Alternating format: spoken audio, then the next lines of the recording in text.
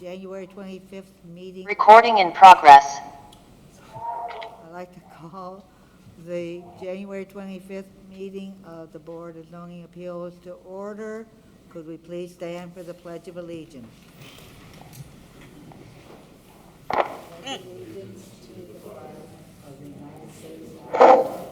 Allegiance to the flag of the United States of America and to the republic which stands one nation, God, indivisible, liberty and justice for all.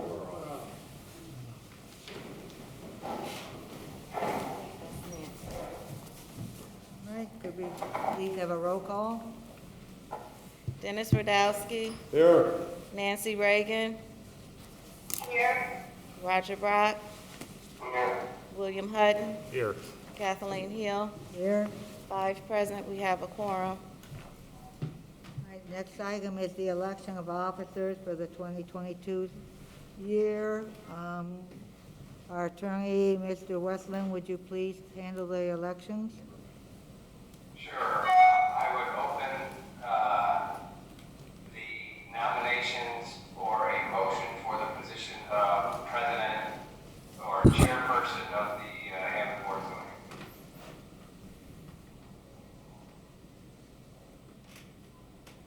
I nominate Kathleen Hill for president.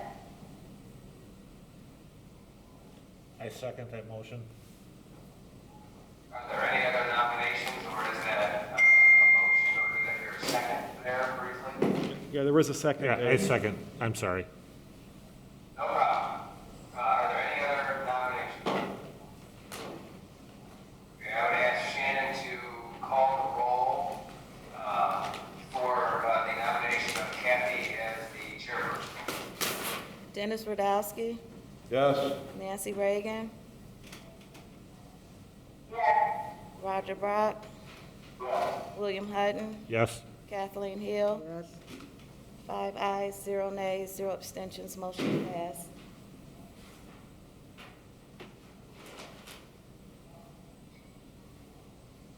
Then I would open the nominations for vice president or vice chairperson.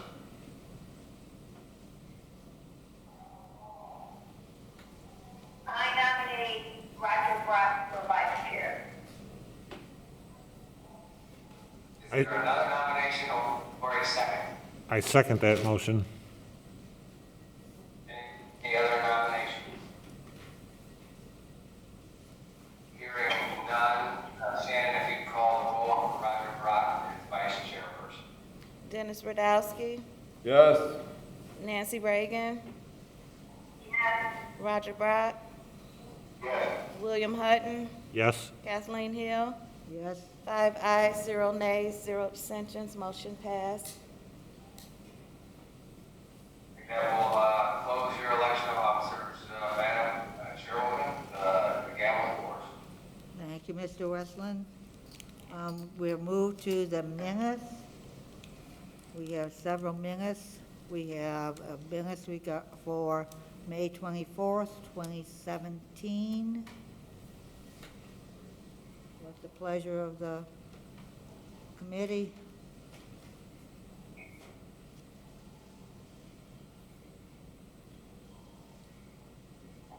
Would you like to take all of them at one time or one separately? Why didn't you take all the ones that we marked? Okay, would Do you you need a prefer motion to for take them that? all at one time? That's good. So we have minutes for May 24th, 2017, minutes for July 26th, 2017, minutes for February 25th, 2020, minutes for August 25th, 2020, minutes for December 1st, 2020, and minutes for October 26th, 2021.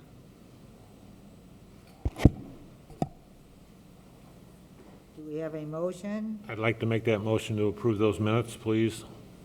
I'll second. We have a motion and a second. Do we have a roll call vote? Dennis Radowski. Yes. Nancy Reagan. Roger Brock. William Hutton. Yes. Kathleen Hill. Yes?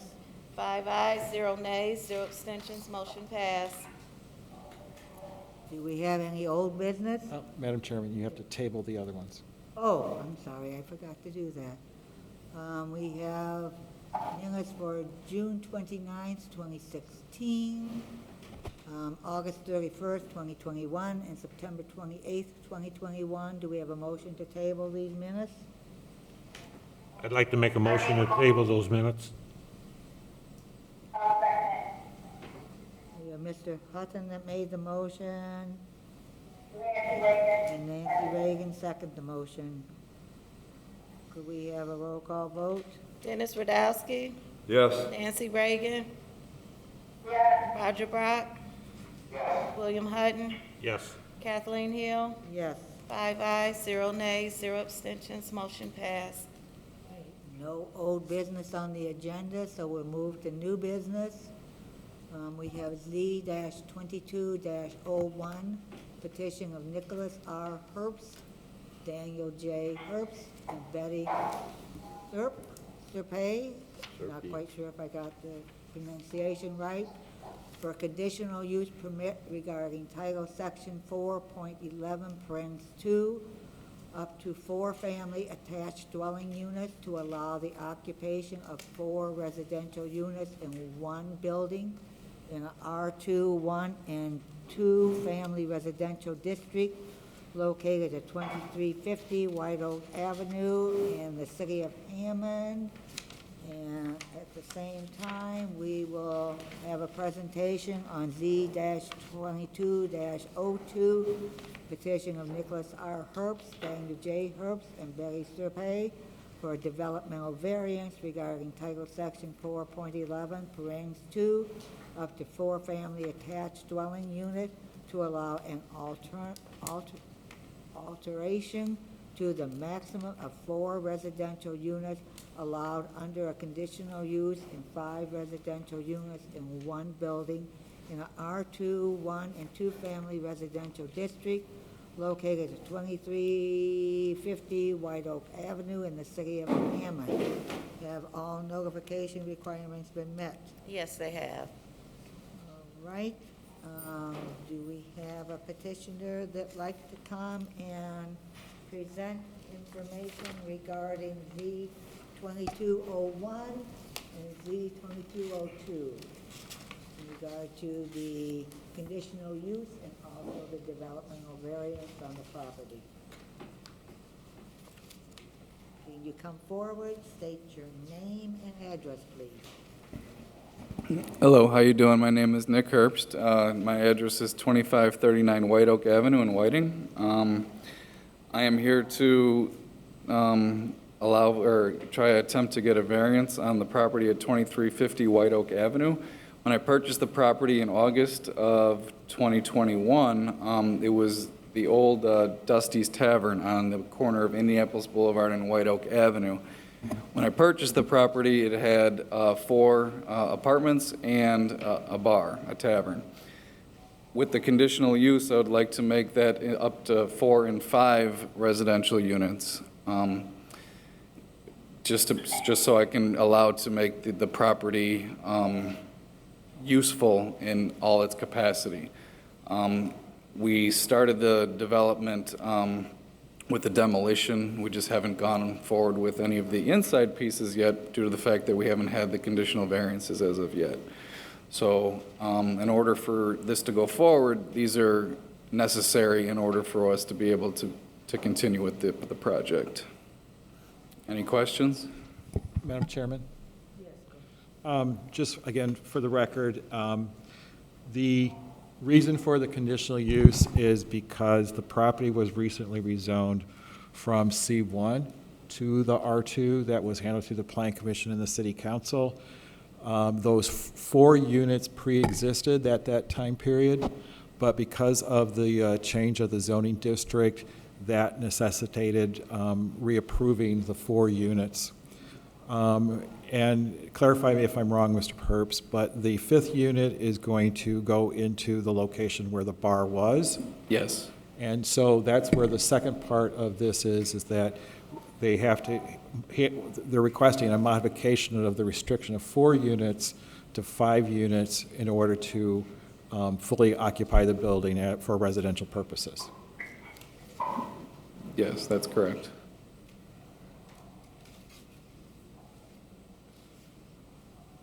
Any questions? Question, please. Demolition was mentioned. Is that just an interior demolition? Yes, yes. No actual support walls or anything was taken out. Everything that was there from existing structure and the actual, the site map should be there as well as the inside. The actual outer walls, nothing was touched there. I don't plan on touching any of that. All the demo was just the gutting of the inside walls that were deteriorated through roof leaks and other issues. But the exact outline from before will be the exact outline currently, if that makes sense. You mean the floor plan? Exactly, the floor The plan. four floor apartment plan. floor plans are Yes. unaltered, it's just the fifth one because Yes. of the conversion of a bar to. Right, so the bar has been removed, and that will become the residential fifth unit if the variance is allowed. But there won't be any changing of any walls of any sort. The bathroom stays the bathroom, the kitchen's gonna stay the kitchen where they used to cook. And then there were bedrooms already in the back, so those will stay the bedrooms. So there won't be any walls being built as well either. How many square feet is that unit gonna be? I don't have the floor plan in front of me. I believe right around 1,000.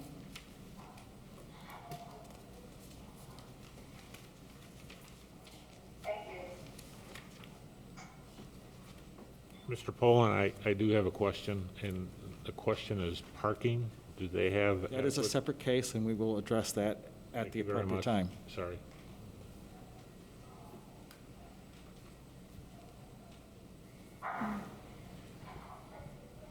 Any other questions at this time?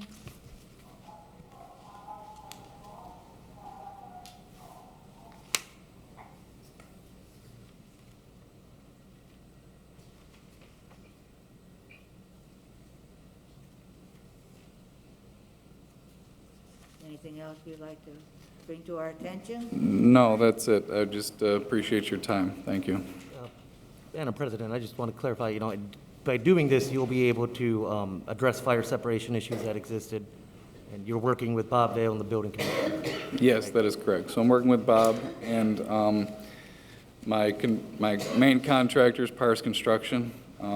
I've used him in the past, and yes, we will make sure that everything is up to code with the separation of the firewalls, which from what I understand is 2 5/8 inch on each side drywall, from what I understand. But I'll make sure that the contractor, he understands the code, so I'm going to make sure that Bob Vale and him are in communication.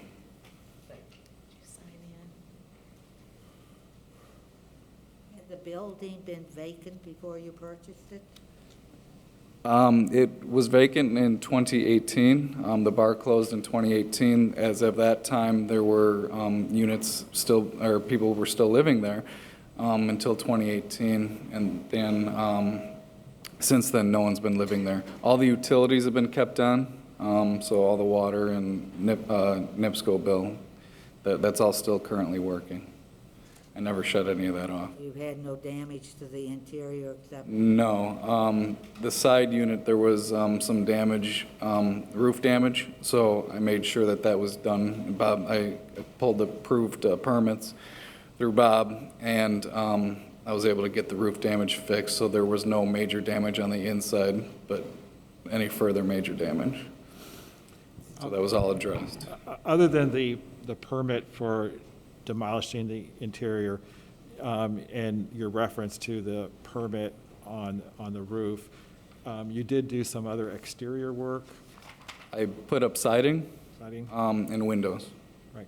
And so that was, in consultation with the building department and us, that those types of items would need to have been done regardless of how the building was occupied. And that's where the, shall I say, the line in the sand was drawn, that until this action of the BZA is concluded, he would not be allowed to renovate or any of the interior spaces. Yes, yes, that was under my understanding, yes. And that is exactly what happened.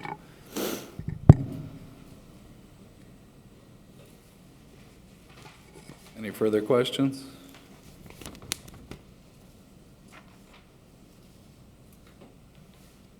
Any other questions? All right, Okay, thank you for your time. thank you.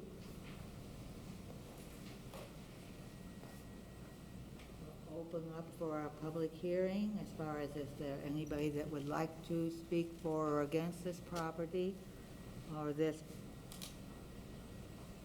either one of these cases. Would they step forward, sign in with your name and address, and basically, if we have anybody as far as on remote, if they would not, if they would listen carefully, and if anybody is speaking in-house or in person, listen to what they're saying, and we will appreciate if you do not repeat the same information or your same comments. You might just want to say that you agree with what was said, disagree with what was said, and we will be paying attention to your comments as well. Anybody here in the public Kathy? at this time? Kathy, the other part. For the rest of it, I'd like to limit the remote to 5 minutes, all right? Would you prefer to list everybody to 5 minutes? Everybody. Everybody Whole to evening. 5 minutes, whether they're remote or not. Anybody here that'd like to come before us?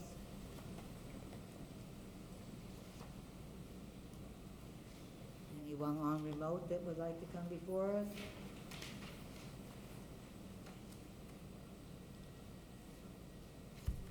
Again, this is only in regard to the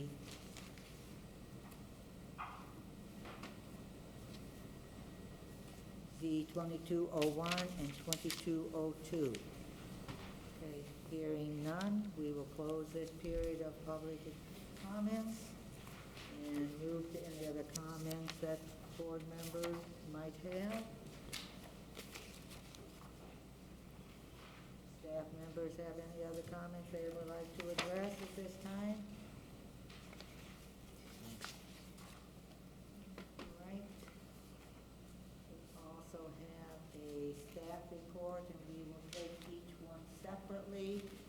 So we have Z22-01, which is for the conditional use.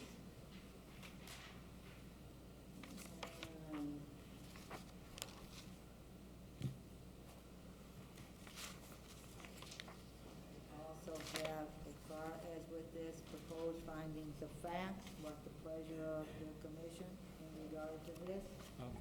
Madam Chairman, just ask the staff, If there is any, pardon? Go ahead. ask the staff to read the staff, prepare the staff report. Would they prefer to have it read at this time? or what? We've already agreed, we're just doing the recommendation. Tom?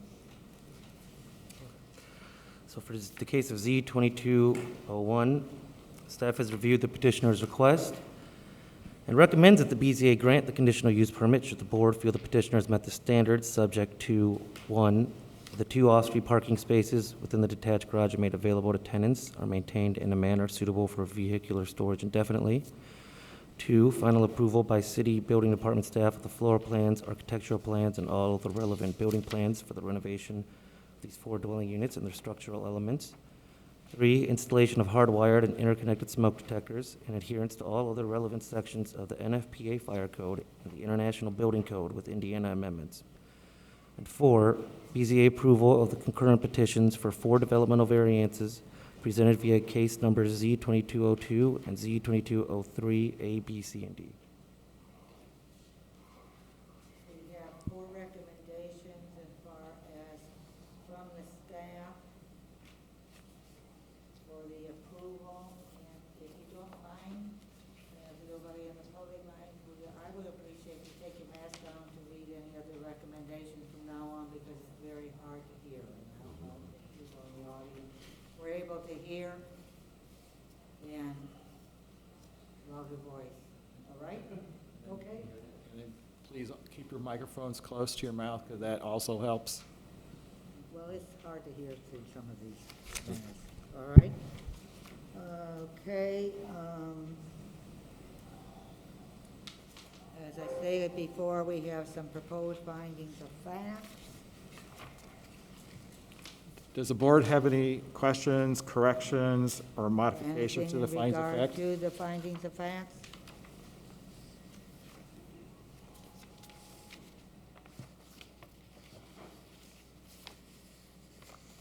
Do we have a motion to adopt the staff report?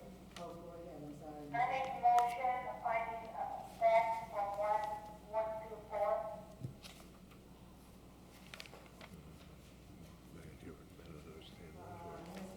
Ms. Reagan, are you making a motion in regard to adopting the staff report with the amendment and the proposed finding of facts as presented? To approve that? To adopt that? In regard to your motion, are you making a motion? Excuse me, are you making a motion to adopt the staff report with the amendments or the recommendations and the proposed findings of facts as presented?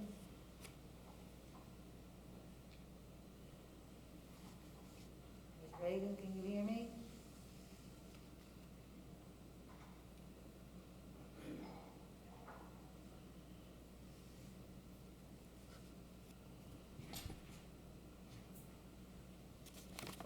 Ms. Reagan, can you hear us?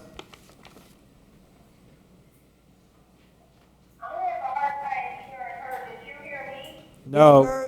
No, we didn't hear you. Are you making a motion to adopt the staff report and their recommendations and also the findings, the proposed findings of facts? Yes. Okay. Staff report, the finding of facts, and then like 1 through 4. All right. Okay, do we have a second to that motion?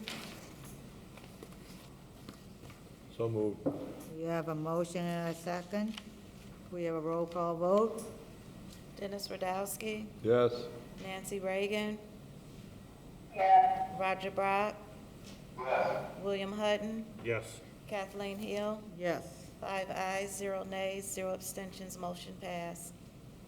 Do we have a motion in regard to the approval for the conditional use for Z-2201? To approve this?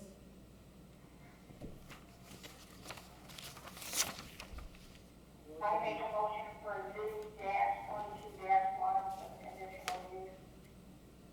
For approval?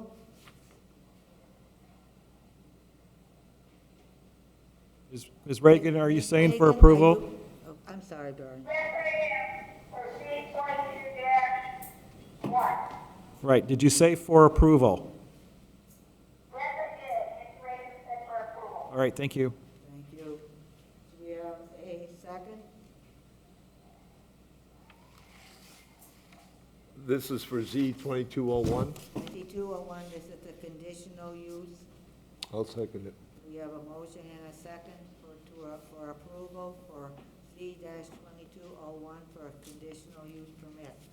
Do we have a roll call vote? Dennis Radowski, Yes. Nancy Reagan, Yes. Roger Brock, Yes. William Hutton, Yes. Kathleen Hill, Yes. 5 ayes, 0 nays, 0 abstentions, motion passed. As I stated before, bear with us, this is new for us. This way. We will move into Z-2202.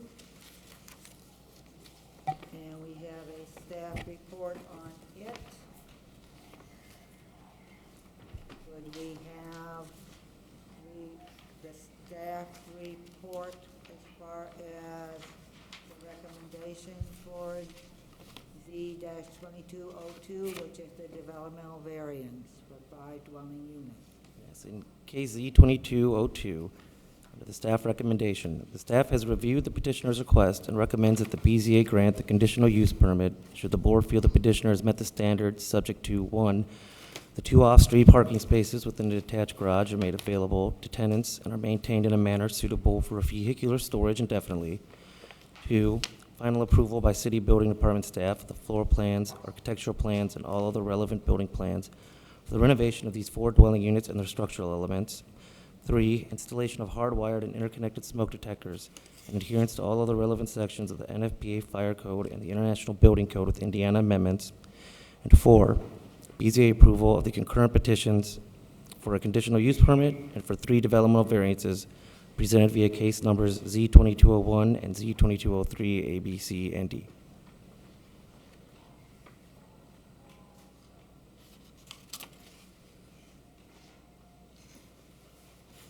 We have heard the staff report, and we also have as far as proposed findings of fact, any amendments, any additions to as far as the proposed findings of fact?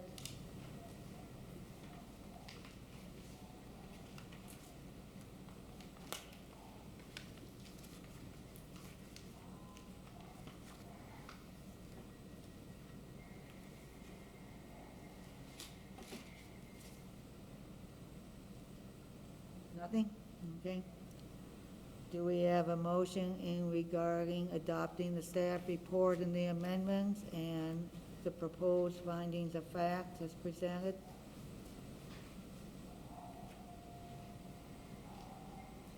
For Z-2202?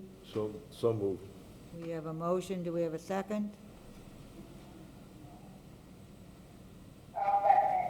We have a motion and a second. Could we have a roll call vote, please?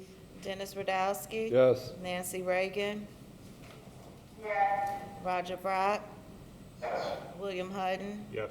Kathleen Hill. Yes? 5 ayes, 0 nays, 0 abstentions, motion passed. Do we have a motion in regard to the approval or denying Z-2202 in regard to the developmental variance?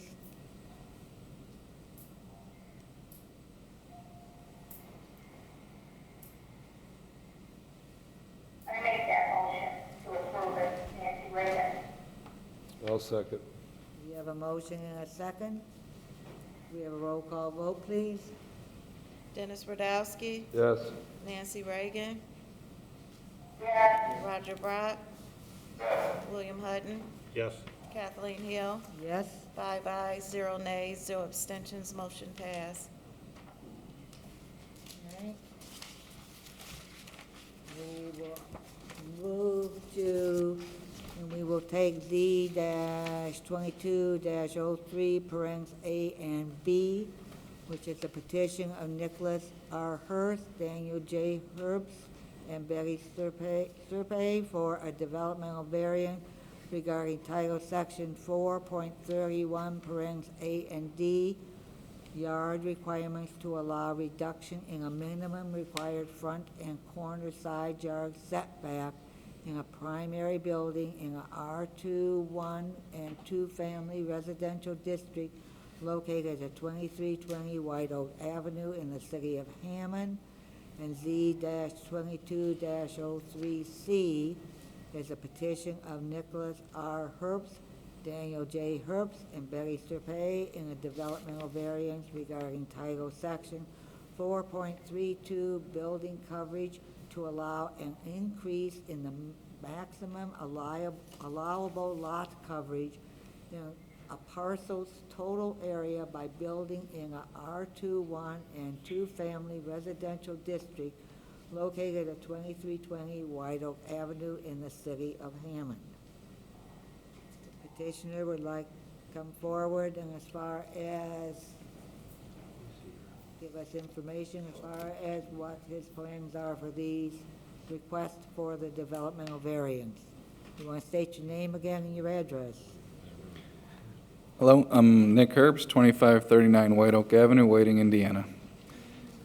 The building was built over 100 years ago originally. When it was built on the front sidewalk and the side sidewalk. So there is no gap between where the sidewalk is currently and the actual structure of the building.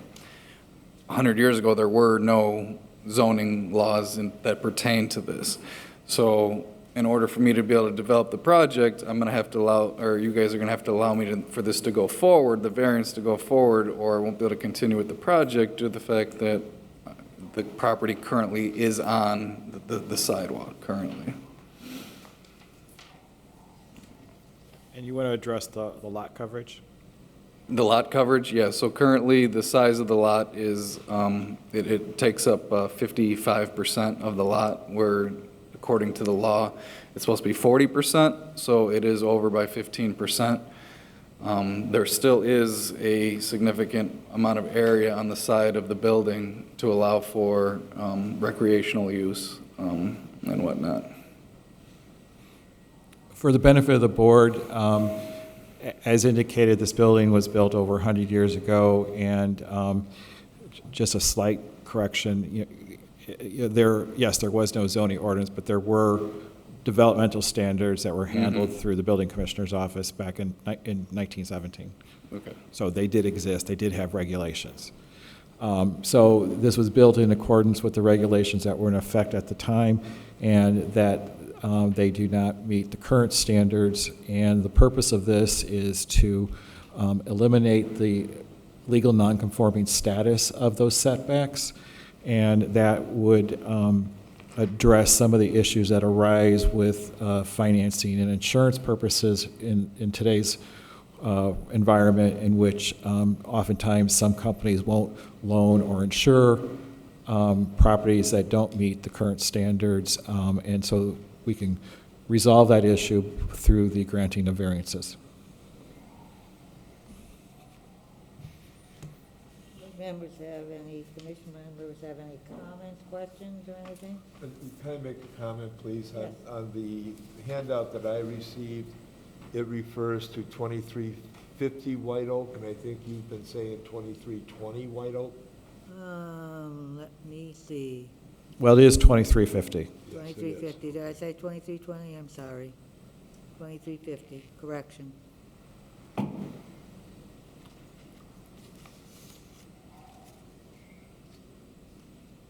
Is anything grandfathered into this, or just as far as That is four the- apartments? Well, the apartments are a separate issue. As far as the setbacks and the lot coverage, yes, they are grandfathered, but that's what is the other term, that term is legal nonconforming. Okay. So therefore, in order to eliminate the legal nonconforming / grandfather clause and make it legal conforming, the variance is necessary. Reason for that, okay.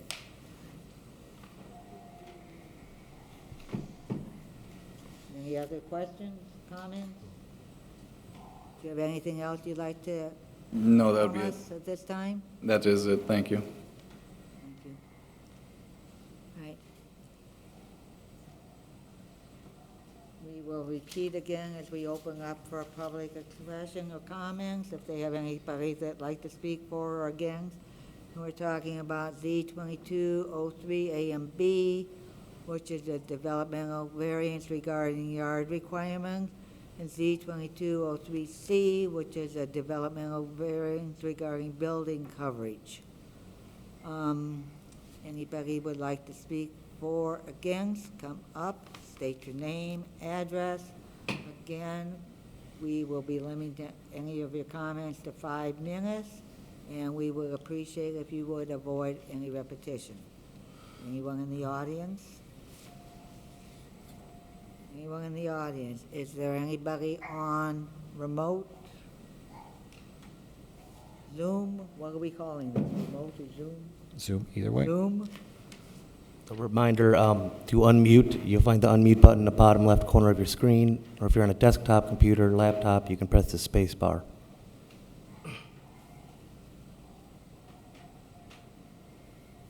Did everybody understand that? All right, hearing none, we will close this period of public comments. And we have a staff report, and we will take them both separately on Z Z-22-03, parens A and B, which is the developmental variance in regard to the front yard setback less than 25 feet, and the corner side yard setback less than 15 feet. Okay. Staff recommendation. Yes, please. Staff has reviewed the petitioner's request and recommends that the BZA grant the conditional use permit, the developmental variance, should the board feel the petitioner has met the standards, subject to, 1, BZA approval of the concurrent petitions for a conditional use permit and a related developmental variance, and any other subject to conditions as approved by the BZA, presented via case numbers Z2201 and Z2202. Any questions? All right, we also have proposed findings of facts presented by the staff. Any amendments, any additions that the commissioners would like to add? Anybody on remote like to comment on the proposed findings of fact at this time? Hearing none, do we have a motion to adopt the staff report and the recommendations and the proposed findings of fact as presented? I'll make that motion. We have a motion, do we have a second? Second. We have a motion and a second, do we have a roll call vote, please? Dennis Radowski, Yes. Nancy Reagan, Yes. Roger Brock, Yes. William Hutton, Yes. Kathleen Hill, Yes. 5 ayes, 0 nays, 0 abstentions, motion passed. We have Z-22-03, parens C. Madam Chair. Oh, wait, we have to go ahead and do one more vital thing, and very important. Do we have a adoption or denial for Z-2203, parens A and B? Approval or denial? Approval. I make a motion for approval of the development of your, For Z-2203, A and B? yes, Okay, yes, we have, that's 22, that's 3, Nancy Reagan. we have such a motion. Do we have a second? Second. We have a motion and a second for approval. Roll call vote. Dennis Radowski, Yes. Nancy Reagan, Yes. Roger Brock, William Hutton, Yes. Kathleen Hill, Yes. 5 ayes, 0 nays, 0 abstentions, motion passed. Now we will do Z-2203, parens C, which is the developmental variance for the lot coverage of over 40%. We have a staff report. Could we have the staff report recommendations, please? Staff has reviewed the petitioner's request and recommends that the BZA grant the developmental variance should the board feel the petitioner has met the standards, subject to BZA approval of the concurrent petitions for a conditional use permit and a related developmental variance, and any of their subject to conditions as approved by the BZA, presented via case numbers Z2201 and Z2202. Right, any questions or comments in regard to the staff report and the recommendation? We have proposed findings of fact. Do we have any additions that they would like to make? Anything as far as amendments they would like to make change?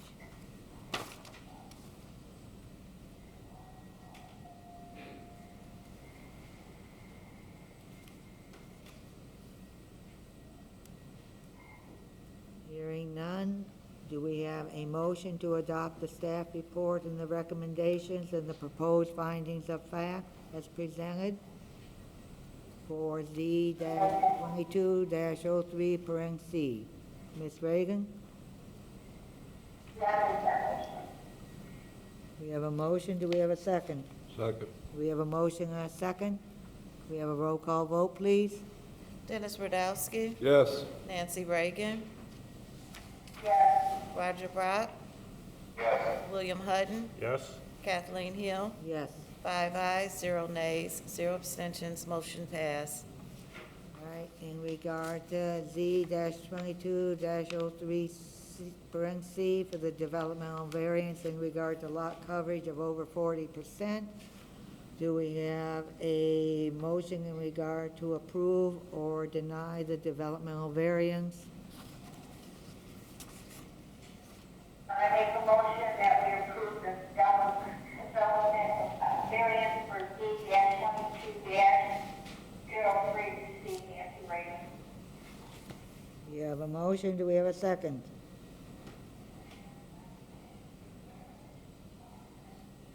Second. I'll second Roger Brock. Okay, Mr. Brock seconded. We have a motion and a second. Do we have a roll call vote? Dennis Radowski. Yes. Nancy Reagan. Yes. Roger Brock. William Hutton. Yes. Kathleen Hill. Yes. 5 ayes, 0 nays, 0 abstentions, motion passed. Right.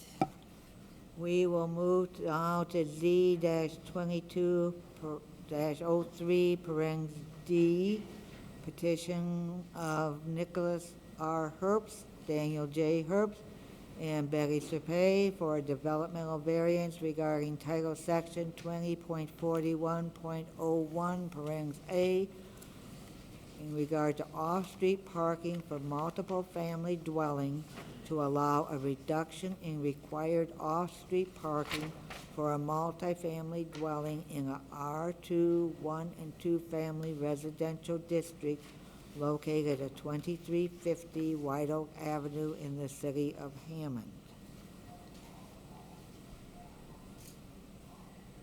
Could the petitioner come forward?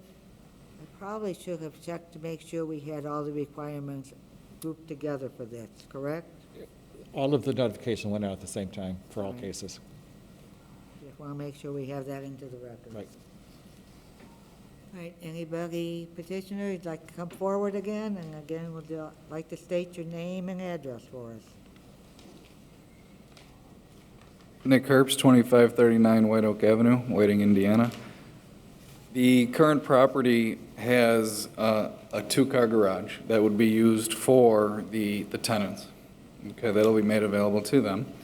Also, the previous owner, I'm not sure exactly when this occurred, but she took the easement on the south side of the property that used to be the grassy area, and that was allowed to be paved over to allow for 7 spots that are adjacent next to the south side of the property.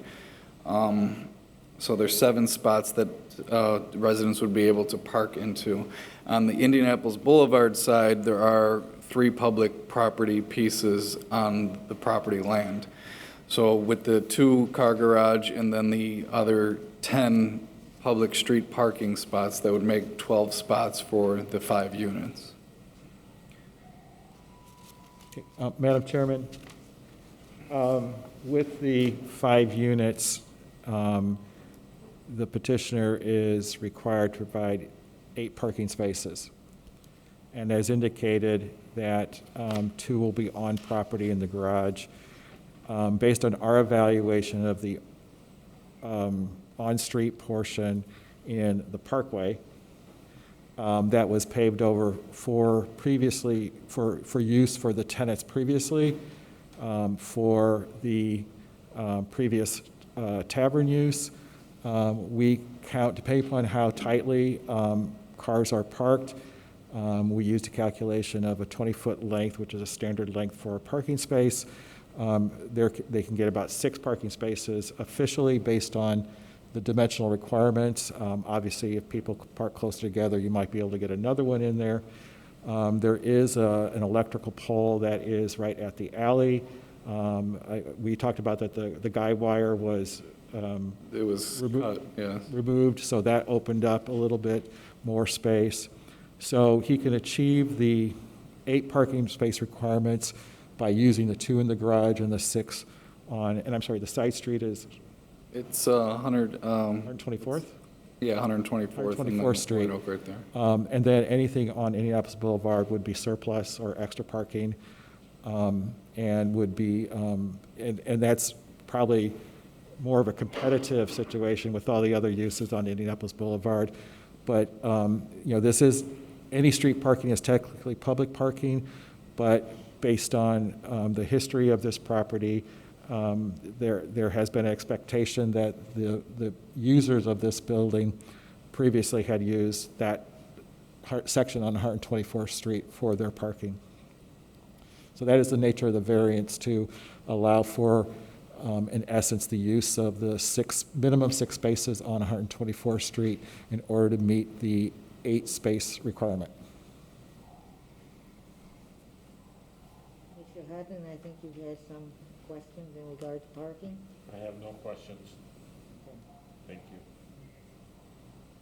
Any other questions from committee members?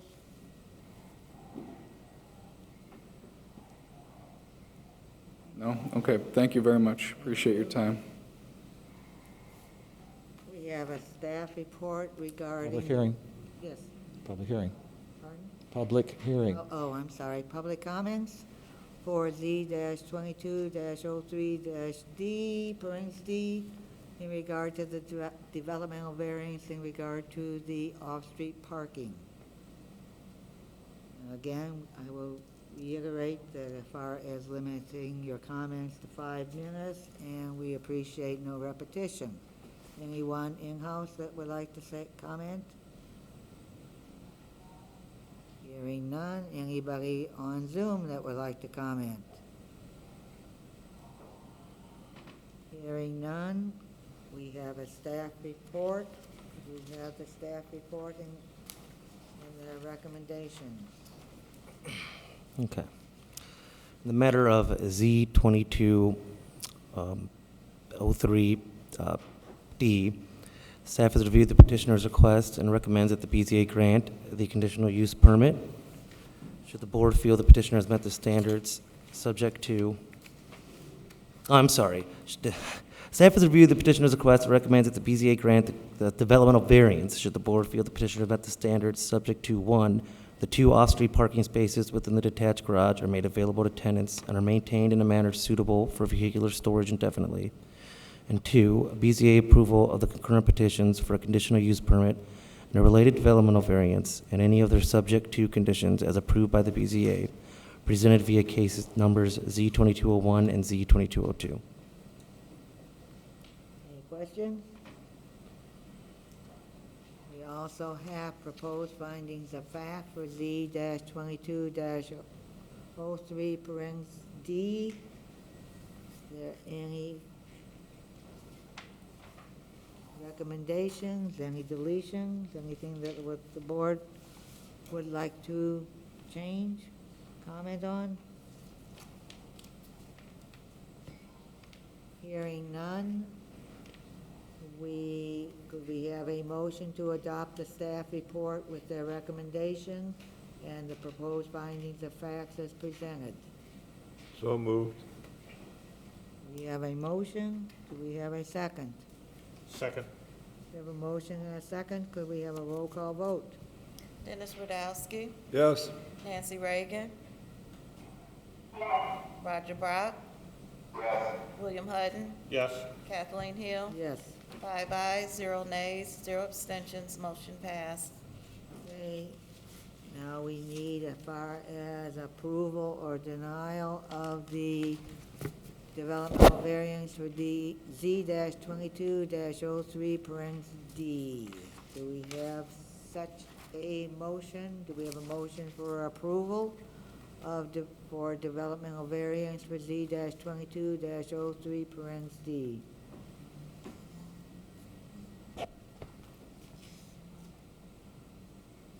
I make the motion that we approve the developmental variance for Z-22-3D. Nancy Reagan. Do we have a motion? Do we have a second? Second. Do we have a roll call vote at this time? Dennis Radowski, Yes. Nancy Reagan, Roger Brock, William Hutton, Yes. Kathleen Hill. Yes. 5 ayes, 0 nays, 0 abstentions, motion passed. All right. Good luck.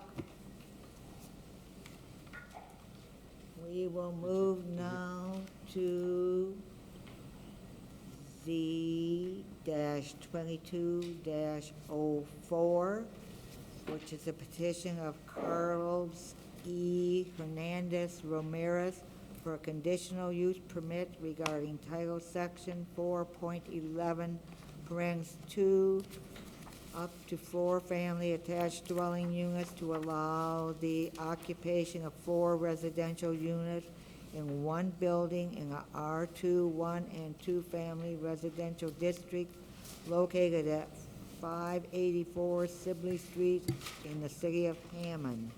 Have all the notifications been made in regard to Z-2204, Z-2205A, and Z-2205B and C? Yes, they have. Okay. Do we have anybody that'd like to come before us to present this? Please state your name and address and sign in, please. Yeah, it's Felipe Hernandez, brother of Carlos E. Hernandez Romero. The address is 1327 Truman Street. I am here to ask for a conditional use permit regarding 584 Sibley Street for 4 residential units into one building.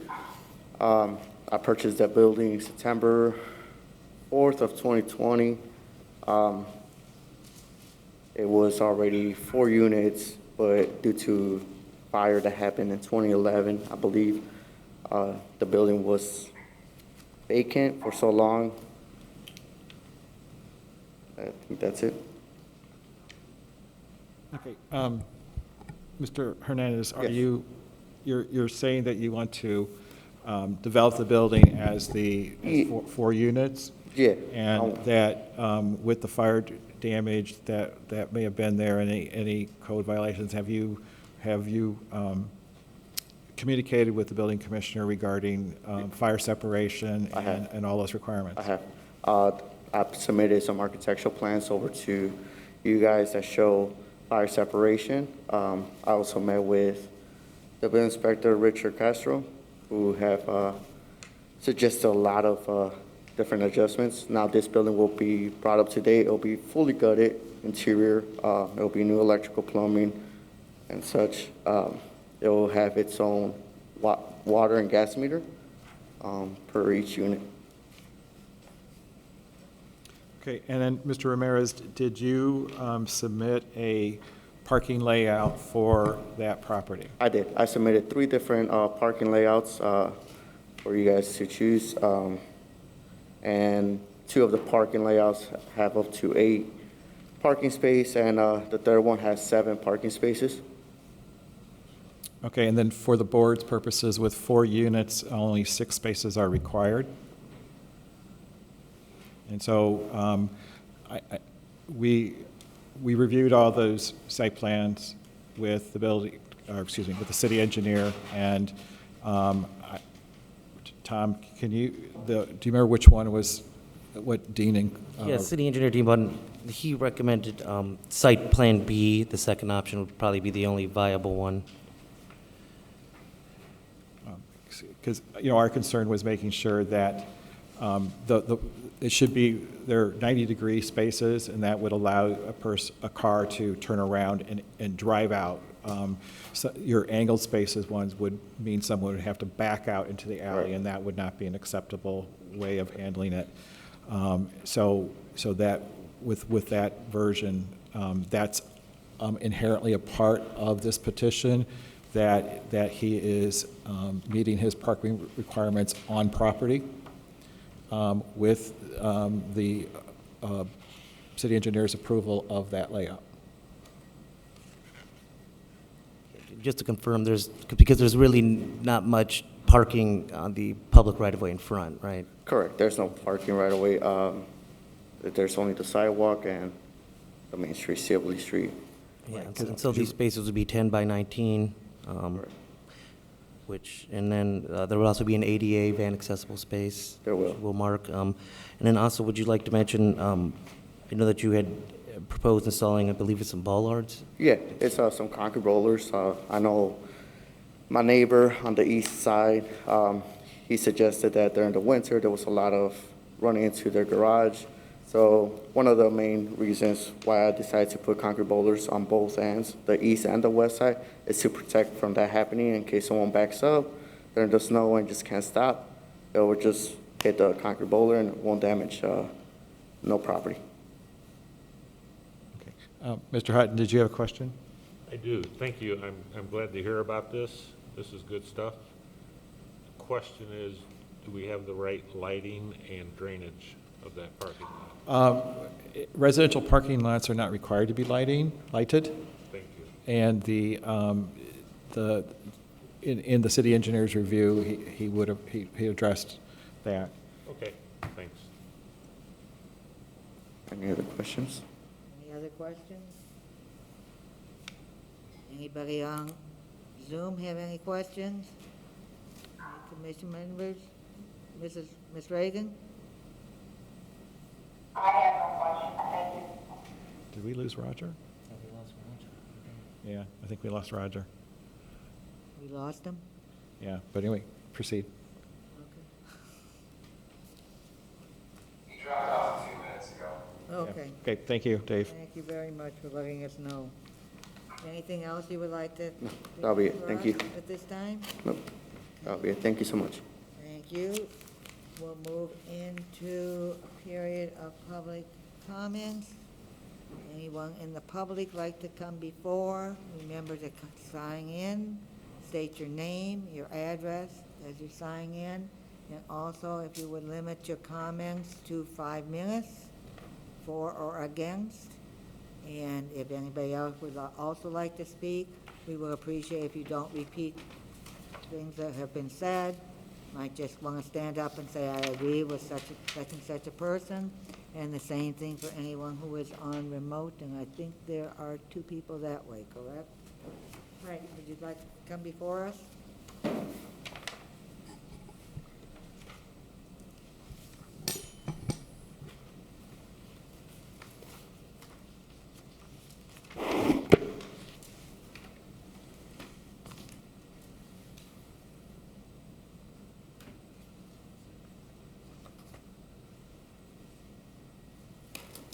Yes. The name is Frank Williams, 588 Sibley. And I am opposed to this, and I've got a series of pictures that I think show that the parking, which is the issue, still will be an issue the way this has been configured. I had brevity in mind, and that's why I made a series of pictures. I would like to, unfortunately, I won't be able to issue them to the commissioners, the members on Zoom, but I'd like to hand out the pictures to the members here. Mr. Williams, just give them to me.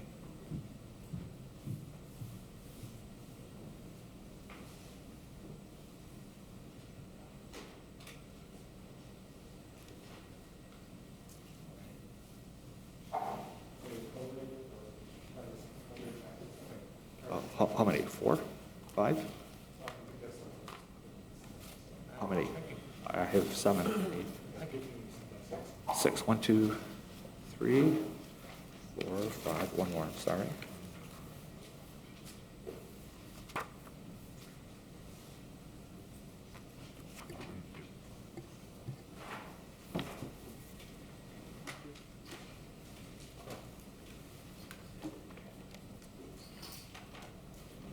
Yes.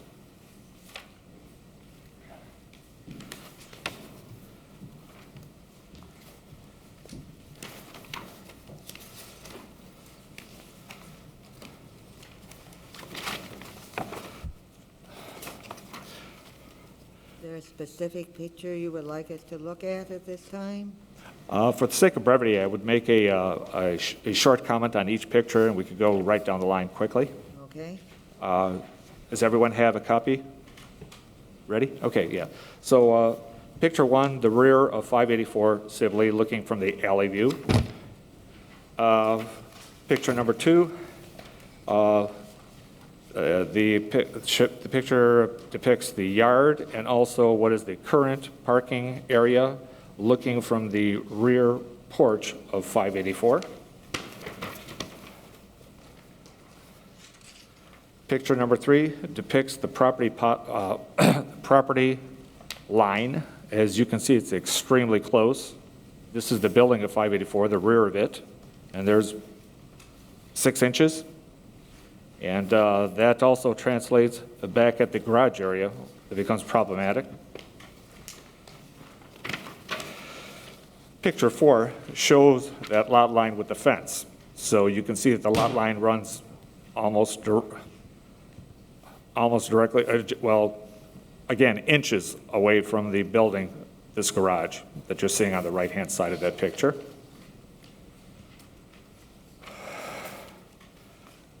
It's unfortunate that the members in Zoom can't see these pictures. That's why I'm trying to give a short description of each one as we go. And it's going to be low quality, but I am trying. Oh, I appreciate that. That's of great help. Yes, so picture 5 shows the garage for 588 Sibley, the length of the garage.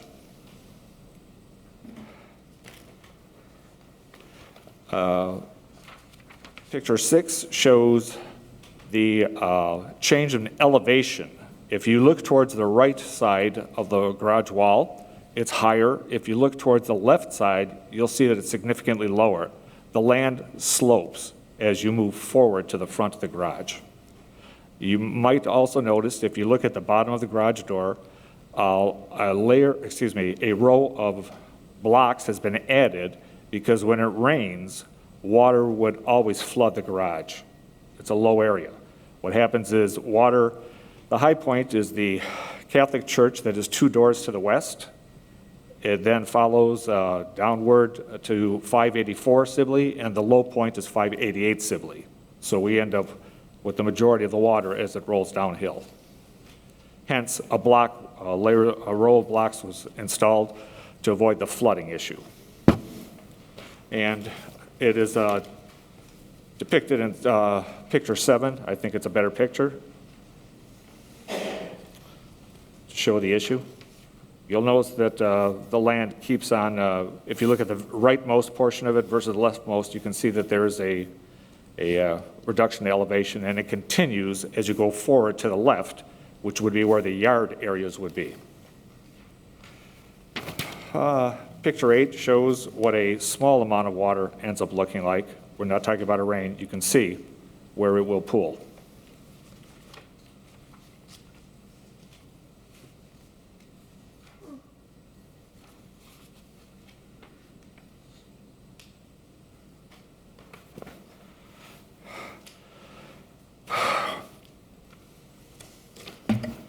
Picture 9 would show picture 9 and several, 9, 10, 11, 12.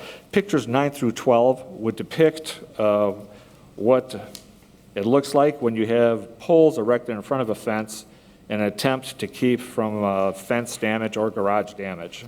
The first one, picture 9, depicts, if you look at the middle pole there, I think you can see what that looks like. Picture 10 is the same. It's a close-up.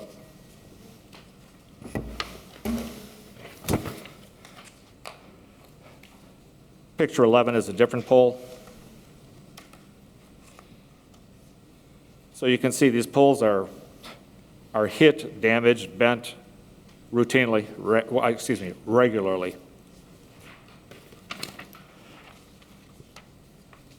Picture 12. Are you still with me, sir? Yes. Okay, yeah. Picture 12 shows what the fence looks like. You'll see the pole on the left is bent away from where you would be looking. That's with the poles in front. Those poles are hit and the fences are still impacted because the poles are placed too close to the fence to actually provide true protection. If there was a buffer zone between the two, they would be effective. But if you put them very near the lot line, it takes very little to overcome them and to hit the so-called protected area. So picture 14 shows a minor amount of damage on the garage door currently. This is the replacement door. It appears that it would have been possibly by height from a ball hitch from a trailer of a vehicle backing up. That would be a good guess. Otherwise, I'm not sure what would have caused that damage at that height. This one is minor. In the past, the whole garage door has been knocked off of the frame and a new garage door had to be replaced. Now for more consequential damage that we've incurred. Picture 15 denotes a amount of block damage where blocks had to be replaced because the building had been run into. If you'll look, you'll notice the blocks on the left do not match the blocks on the right perfectly. They're a close equivalent. It was the best we could do. These blocks haven't been manufactured for 60 years. We had to find demolition sites to try and get these. It was a lot of fun to try and find them. You can see that it doesn't match because it is a replacement piece of work. That is 34 blocks at that portion. 34 blocks damaged and replaced. The next picture, moving to the right of that area, is the second impact area, okay? If you'll take a look in the center towards the right, again, you will see the blocks have a discolored look compared to the others. It was the closest match we could come up with. In this case, it's 43 blocks, not to mention the damage to all the property inside when that happened. Okay. You still with me, sir? Thank you. I greatly appreciate what you're doing. Picture number 17 starts to show what is happening with the parking situation. There is actually, the width of the lot in the back is 37.5 feet. If you park vehicles to the left, side by side, spaced approximately 10 feet apart, okay, when you back them up, you will run into my garage before the front bumper of your vehicle clears the adjacent vehicle's rear bumper. And consecutive pictures will show that to be true or extremely close, where there's no way to exit by doing this. You've got 17? Okay. 18 shows what I'm describing, with the van actually passing the property line and impacting the garage. With the vehicle there, how are you going to maneuver out? This is my question. When backing up, when the two vehicles are adjacent to each other, you cannot turn the wheel to change direction until you clear the back bumper of the vehicle that might be to the left of you, okay? It is not until you clear that rear bumper that you're able to start rotating the steering wheel in order to try and maneuver away. Before you do that, and before you have enough room to clear to change true direction, you've passed the property line, any pulls that would have been directed, and you're impacting the garage again.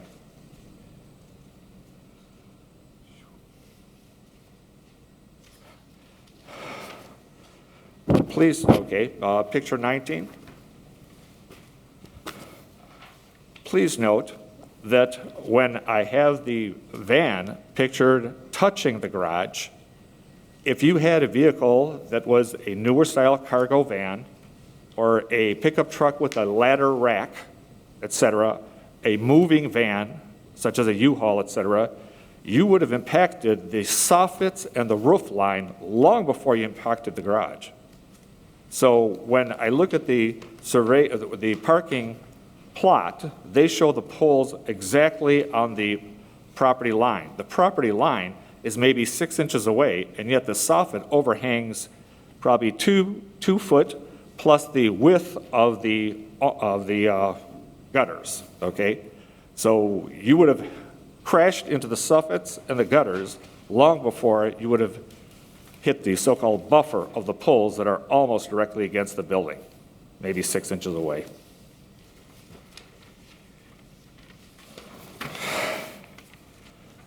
This is a picture 20 is the same issue, but from a side view to make it a little more clear as to what the issue would be.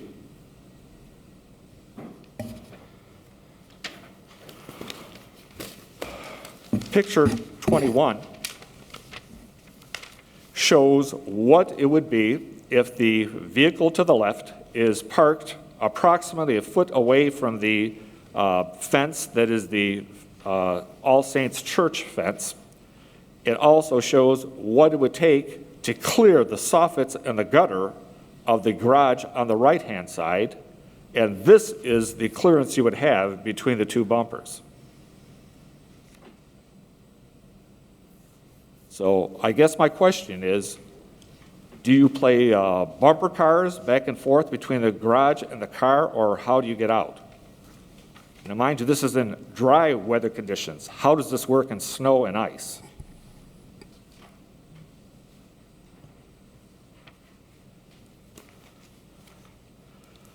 Picture 22 is a side view to show that touching. I'm not sure we want to touch people's vehicles or property.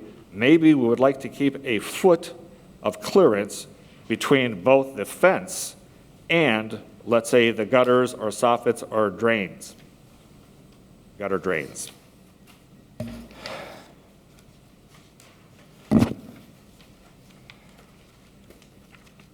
Picture 23 shows this again.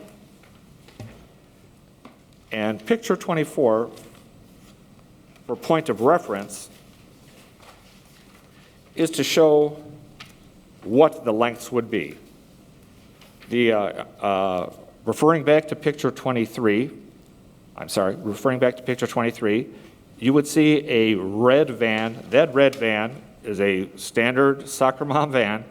It measures in at 17.5 feet. Very, very common vehicle. The picture also shows a full-size sedan. That full-size sedan is not that common today, but it was used to show what you would encounter when a longer vehicle was parked. An example of a longer vehicle would be something as simple as the largest volume vehicle been sold in the U.S. in the last 40 years. That would be the Ford F-150. It is anywhere from 18 to 22 feet long, depending on the configuration of the vehicle. What we're showing is a vehicle that is 17, not quite 18 foot. So now let's compound the error with a longer vehicle, such as something that is 18 to 22 feet long. Now the overlap is even worse. Okay, so now let's take best case scenario instead of worst case scenario. Let's say we go with two short vehicles. Let's say they're 16 foot. 16 foot and 16 foot still comes to 32 feet. If you come up with a foot of clearance on the fence side and a foot of clearance on the garage side, we're at 34 feet. We have 37 feet. We have 3 foot between the vehicles. Again, show me, this is what 3 foot looks like, approximately. Excuse me if I'm off. I have a tape measure if you'd like a closer representation, but that's probably pretty close. How do you get out without banging everything in the process? Okay. Mr. Williams, you've gone by under 5 minutes, so can you summarize? I know you've gone through the pictures, which I think was very helpful for all of us. I was trying to make it shorter by doing that. Yeah, I appreciate it, but if you could summarize and conclude your remarks, please. Okay. Should I do so for all of the variances or just this one? Right now, what's before the board is the conditional use permit for the 4 units. That's the only thing we're addressing. And as I indicated, that the parking lot was a part of that. So stick to those subjects. Okay, yes. So I think it's readily apparent to anyone that has been following this, this is problematic, and there's a lack of square footage as far as the entire property is concerned.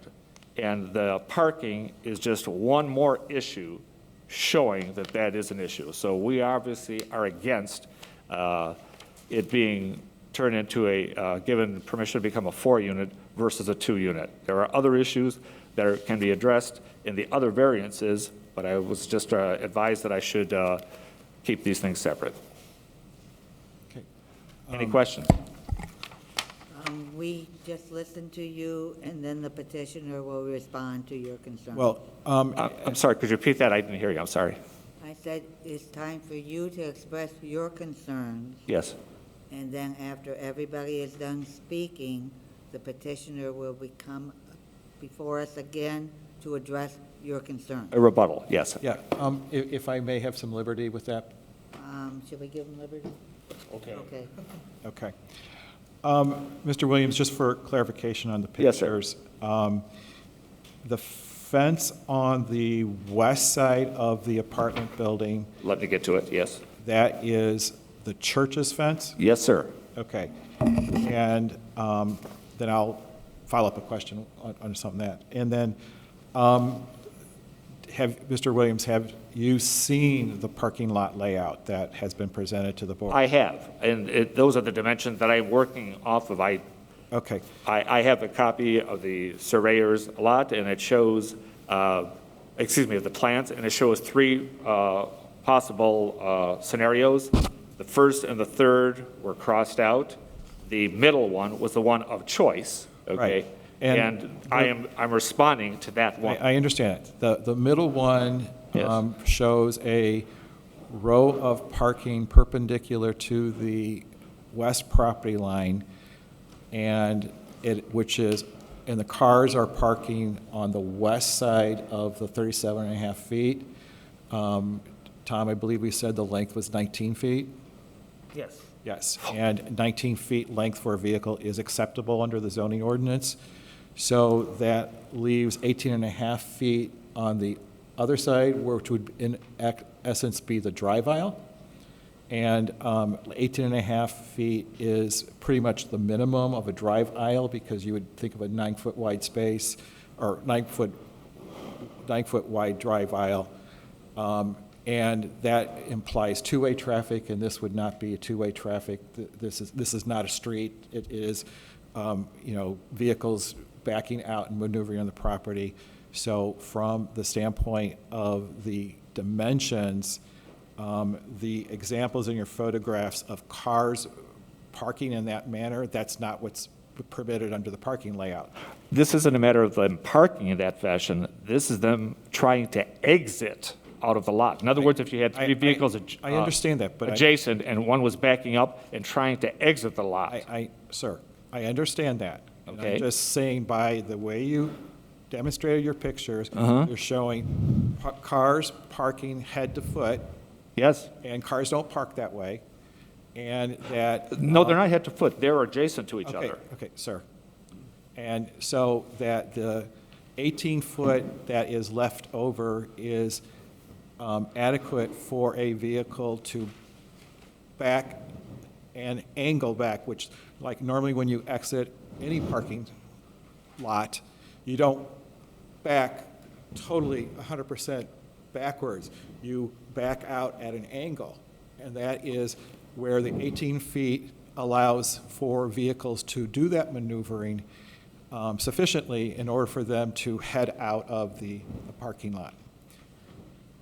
When you talk about the parking would be on the west, that would be the church side? The church side. The church side. That's where the vehicle spaces are. It's not time for us to ask questions at this time Well, either. right now, he has a presentation. I was asking for clarifications. So if there's any questions for clarifications, that would be the appropriate thing to do. The next step would be for Mr. Hernandez to respond to the questions, or if anybody else is going to speak. Could I have for a clarification in regard to this whole street, in regard to the housing unit? Was there at a time any yard setbacks, any yards that were required? Because seeing how close these pictures are with the buildings very close and the soffit Well, from the garage. Can you hanging save over that to question the for later? Because right now, I would we have to definitely- stick to the subject matter that he's Okay, presented. I just didn't know if that would be a clarification. We can clarify that at a later point in Thank you time. very much. Okay. Anybody else in the public that would like to speak at this Mr. time? Hunt? Did you have a question, Mr. Hunt? No, I'm sorry. Not now. I can't hear. Anybody else in the public that would like to speak? Anyone else? We have Okay. somebody standing up right now. Yeah, Thank you Mr. very Williams, did much. you sign in on the sheet there? Yes, I did. Okay, thank you. Thank you. We have somebody coming before us. Yeah, If- Mr. Williams, if you would please sit down. Thank you. Thank you. Thank you. Can you please state your name and your Yeah. address and sign in, please? Yes, I'm Pete Torres from the Hammond Common Council, 4721 Torrance Avenue. And like Mr. Williams, my contention is the space. I feel, and I've been there to that lot numerous times, that there isn't space to maneuver, like you say. Especially on a day like today, well, not today, because we haven't gotten too much snow, but if you get snow and put it on the side, either side of the lots, east or west, you're gonna have trouble maneuvering. And you can't throw it in the alley because that's a no-no. The other thing is the bollards that are right, unfortunately, the property line is right on his property, and they come right up to the garage. He showed you pictures that in the past they had poles, and I know they come in different qualities. But if we tear that down, well, put it plainly, he's lived there for 25 years. And that building was rented before. And he had property damage at least 5 times to his garage and his fence. So there is that possibility of those bollards, not even that bollards, because of the distance not protecting his property. The other thing that I like to bring up is if you pave that lot, and I don't know the square footage, but it's gonna, with asphalt, you're gonna create flooding problems. He mentioned that.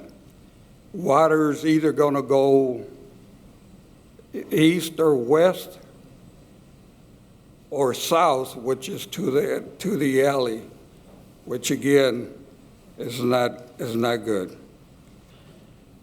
The health, you have to consider health.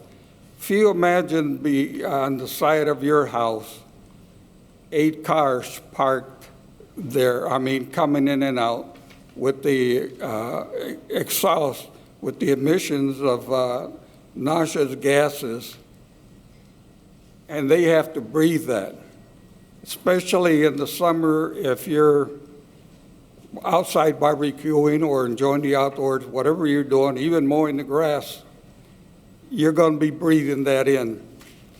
Unfortunately, and he didn't bring it up, there's 3 people living in 588. All of them have serious health issues.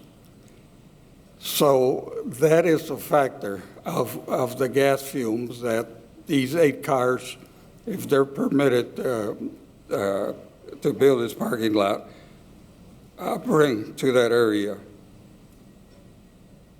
You also have now, there's no way to build a driveway because there's just no space in front.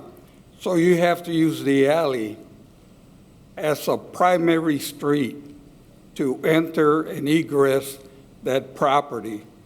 So, and unfortunately, that's also next to a train and they pass constantly and they stop. That can create a traffic hazard or some kind of traffic problem of people blocking that alley and the horn honking or somebody trying to sneak in.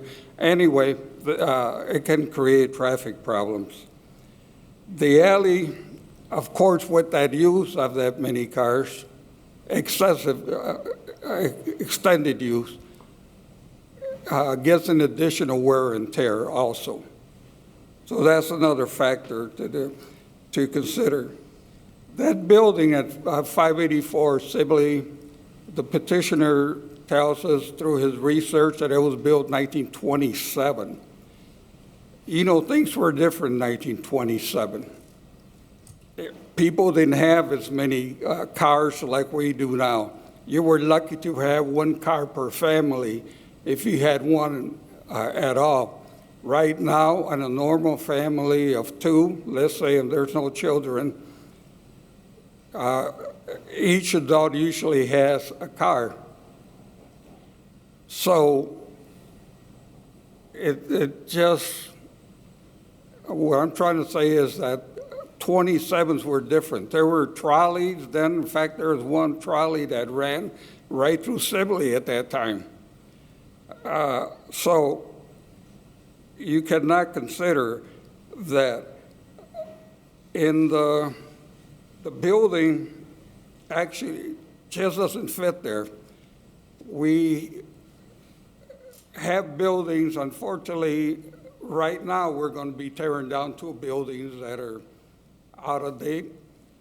The National Building Insurance and the one that just burned down on 100th block of Rimbeck. They, well, the one that burned, the fire, it's soon will follow theirs. But national, in other words, these buildings are old and they have exceeded their times. Zoning laws are changed regularly. Just last night we changed one to move the fountain in the downtown area. So what was good in 1927 or in the early 1900s is not necessarily good now. So I don't think that building is a proper fit for that area, because my understanding is that that property at one time, all three buildings from 584 through the east to the corner were owned by one owner after they got it somehow from the Homans. And that's why at those times, as the zoning laws didn't come till 1931, there was no zoning law, so they could build whatever they want as long as it was their property. So they did. And that's why it's so congested from parcel or lot to lot. So my opinion, and I feel for the young men, they're trying to do this because they've been working on this for a while, at least a couple of years, trying to get that building rehab and renovated so they could put it in some use. But the building just does not fit there. Just last month, and this is my last comment, the mayor withdrew a proposal, an ordinance that was had gone to first and second reading in the council, and on the third reading, he was convinced somehow that the property I'm talking about is the Forsyth Square apartment that's supposed to go in Robertsdale. I'm sure you're aware of that. It had to come through your board. But he realized that it didn't fit there. Those apartments didn't fit there, so he withdrew them. And that's the same thing with this. That parking is an issue, and we got other issues in there that affects the neighbors. And luckily, but unfortunate for them, they are the only neighbors that are affected because they are the only two residential, living quarters in that block. That's another thing about, at one time that that whole block and that whole area was full of businesses. So it has changed, and it's going to keep changing. Perhaps 10, 20 years from now, there'll be something else going in there that your board, or we will, none of us probably be around here, but at least on this, serving the city. But somebody else will take that issue. So I'm going to conclude by just saying that I oppose this variance. Okay, thank you. Anyone else at this time? Not quite yet. Anyone else? Anyone else? We will close this period of public expression. Oh, anyone on the Well, road? but you're closing it for anybody else to speak. He can now respond. That's what I was gonna say, but I was gonna check as far as remote if there was anybody Oh, I'm there. sorry, I'm sorry. Anyone on remote that has any comments? Anyone on remote that has any comments in regard to Z-2204? Hearing none, then we will close this period of public comments for Z-2204, and we will allow the petitioner to come forward and address the comments. My name is Felipe Hernandez, 1327 Truman Street. Mr. Hernandez, microphone, please. Can you hear me? You hear me now? As long as you speak closely into it. Okay. So I understand the main concern of Pete Torres.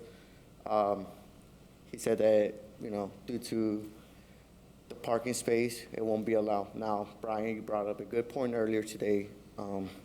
The minimum requirements will be 6 parking spaces. Now, we decided to add 2 more parking spaces in order to accommodate for family.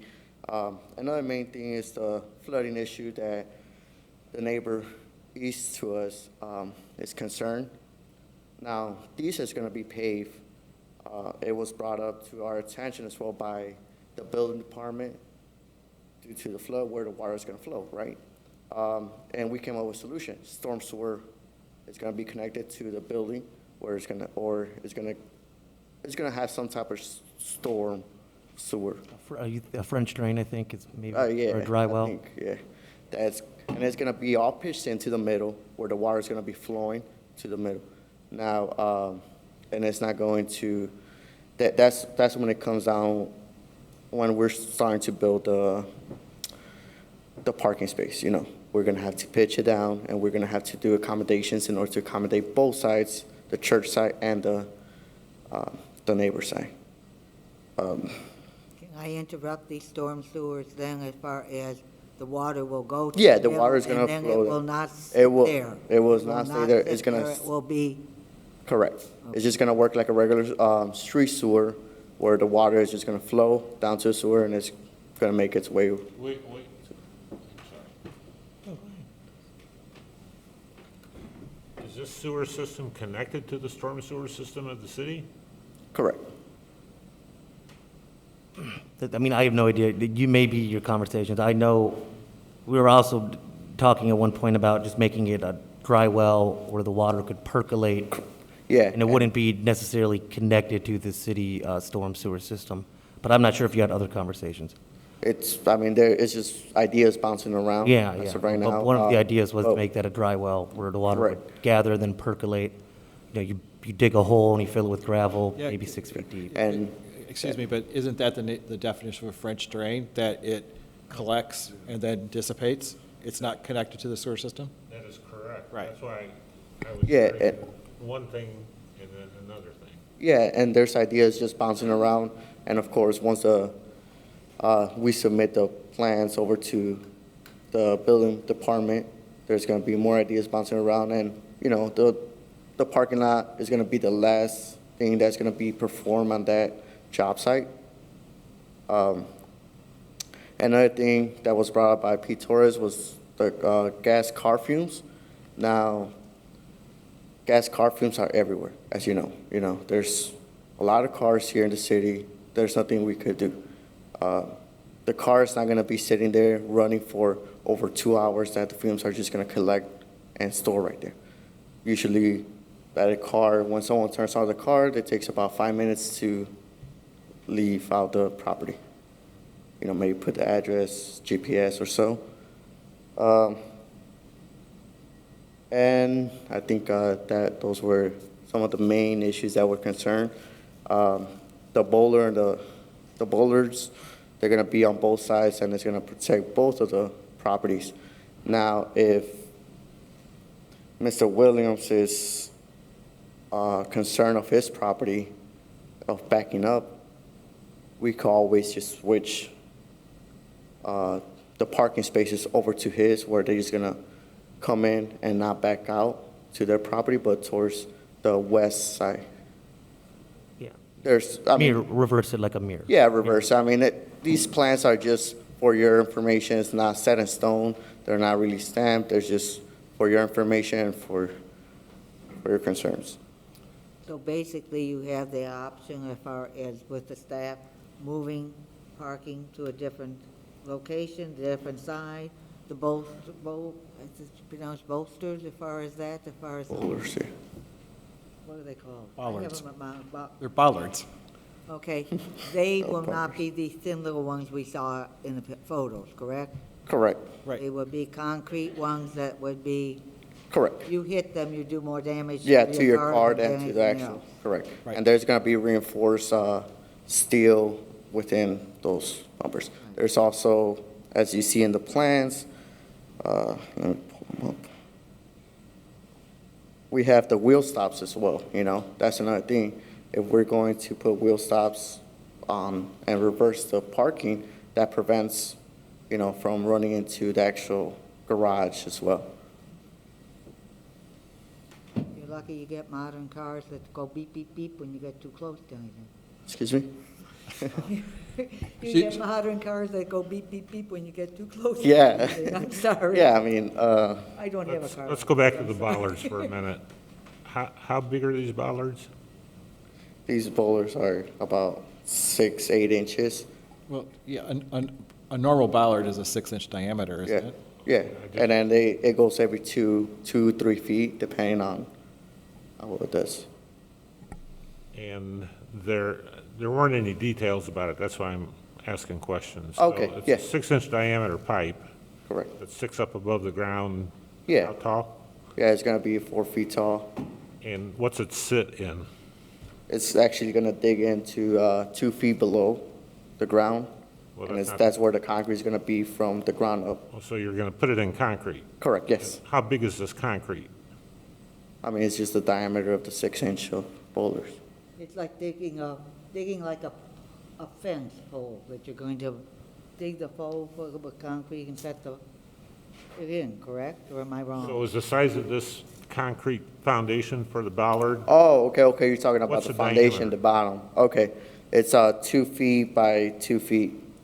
And it goes down below the frost line? Correct, yes, it goes below the frost line, which is 48 inches. Okay. Well, it's 42, but we usually got like 148. So that, Mr. Hutton, that's the proper design? I'm sorry? Is that a proper design? Yes. Okay. I like that. I Okay. like that. And it will be on both sides of the Yeah, property. it'll be on both sides to protect both properties, the west and the east side. So the center, oh, that's all the questions I have for you. Okay. Okay, if I may, Go ahead. Madam Chairman.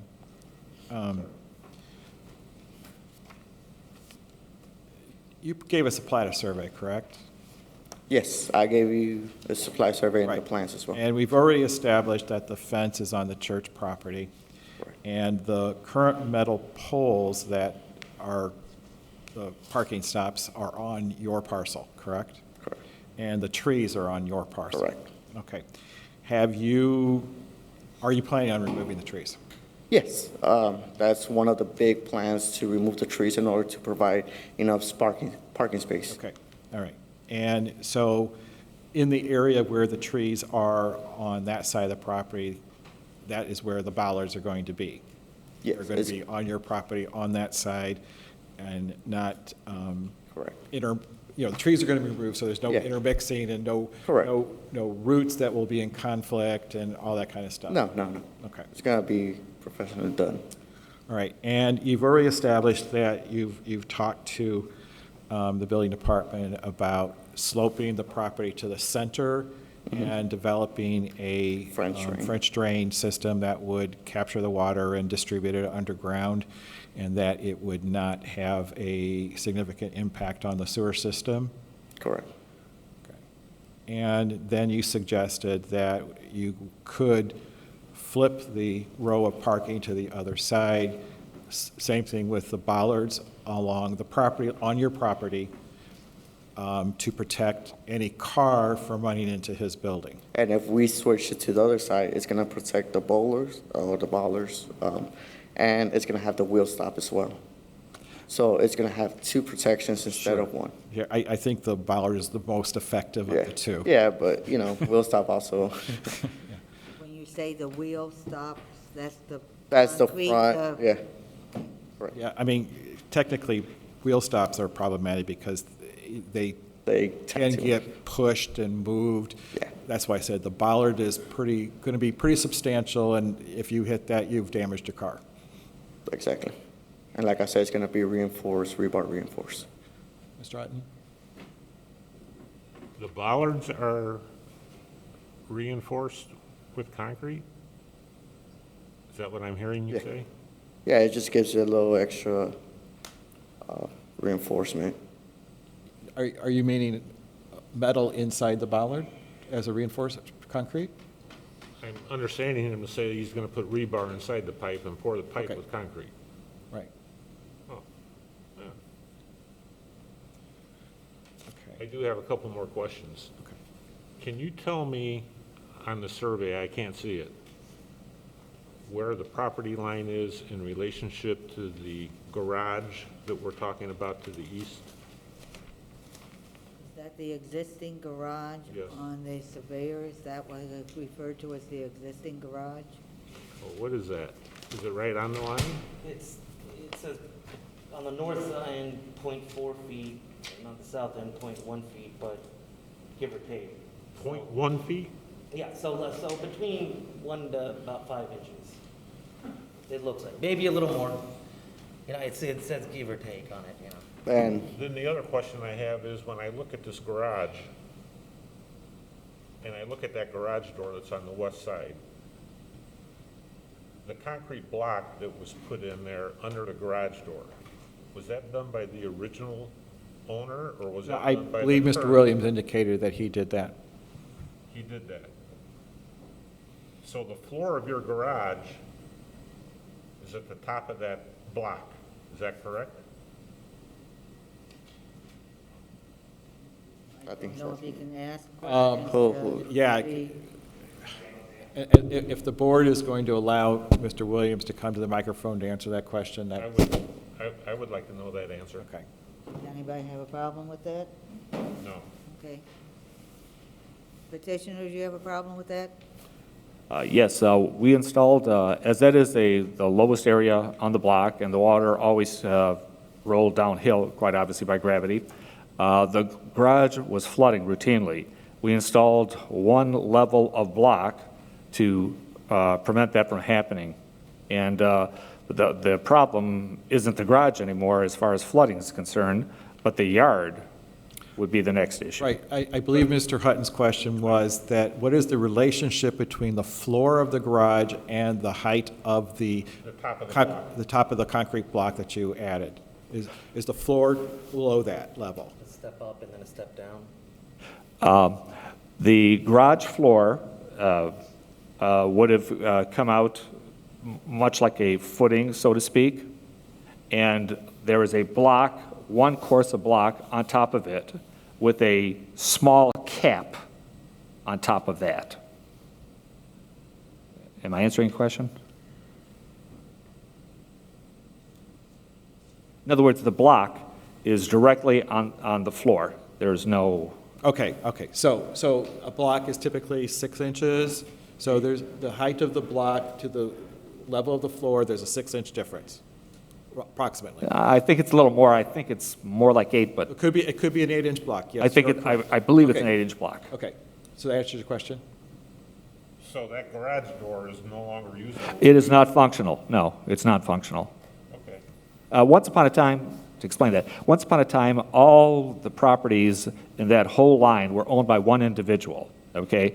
So he utilized that garage, he owned our house and he owned the apartment building. So he could enter the garage from that side because it was all his property. And if you look at the property fencing, there were actually gates in the fencing so that he didn't have to walk all the way around to the front if he wanted to go to another property. He owned everything, so he utilized that garage from the next, what is now the next lot entrance. Right, under modern current rules, unless you have an easement on the property, you would never be able to use your That's understood. your garage door. So That's why we had no problem with putting a block Right, there. right. We were just trying to block the water. Right, I understand, but I just, for the record, that without an easement, he couldn't have used it anyway. Would you even be able to build a garage that long? That's a whole nother issue, but under current zoning rules, the wall of a garage is supposed to be 3 feet away from the property line. That would, because as you demonstrated, your eaves overhang the property Yes. line. You're encroaching on his property. You need to enter his property in order to maintain your eaves.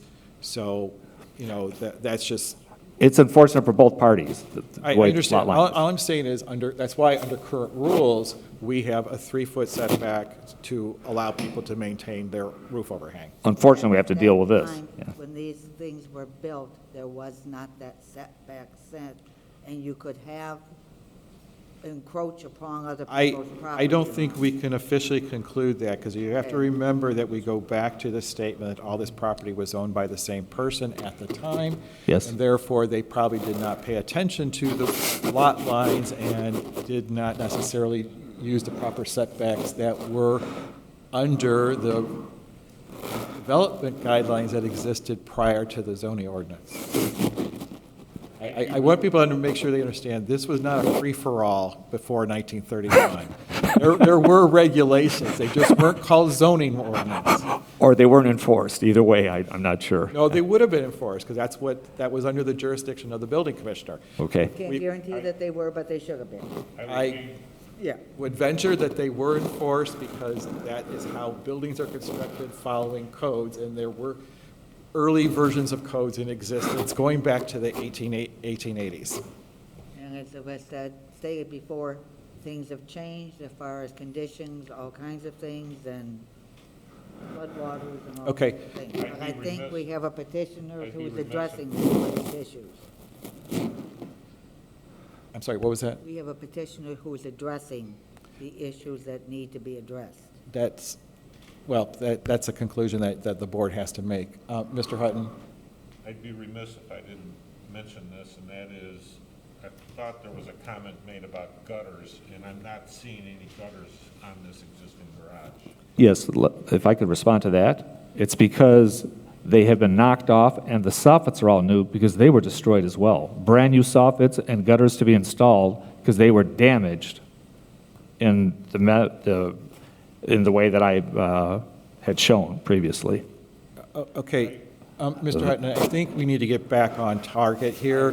I am right now. Okay, and, you know, Mr. Hernandez did have the floor, and thank you, Mr. Williams, for answering the question that Mr. Hutton had. Thank you. When you look at the size of this foundation and the bollard,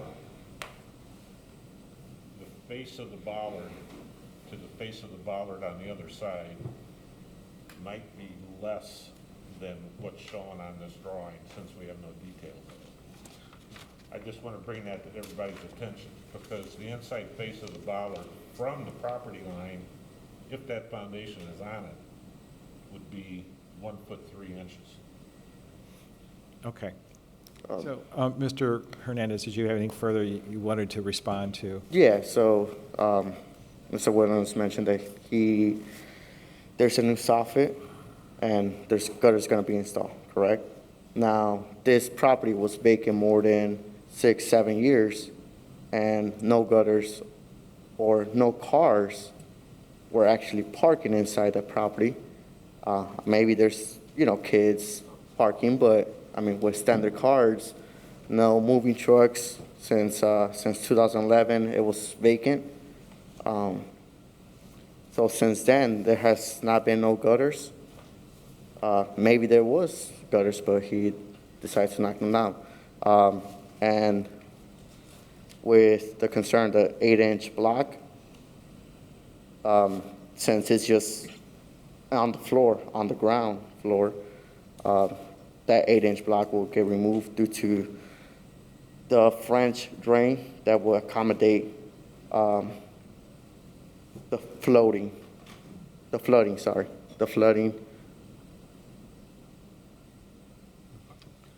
Are you saying that the French drain would address the issue that? The issues with- That what currently the 8-inch block is addressing? Correct. You're saying that you would no longer need the block installed? Correct. Hopefully, because you would regrade every, Correct. We're gonna have to regrade it and put new asphalt and so on. The pitch is gonna be way different going towards the middle with a French drain.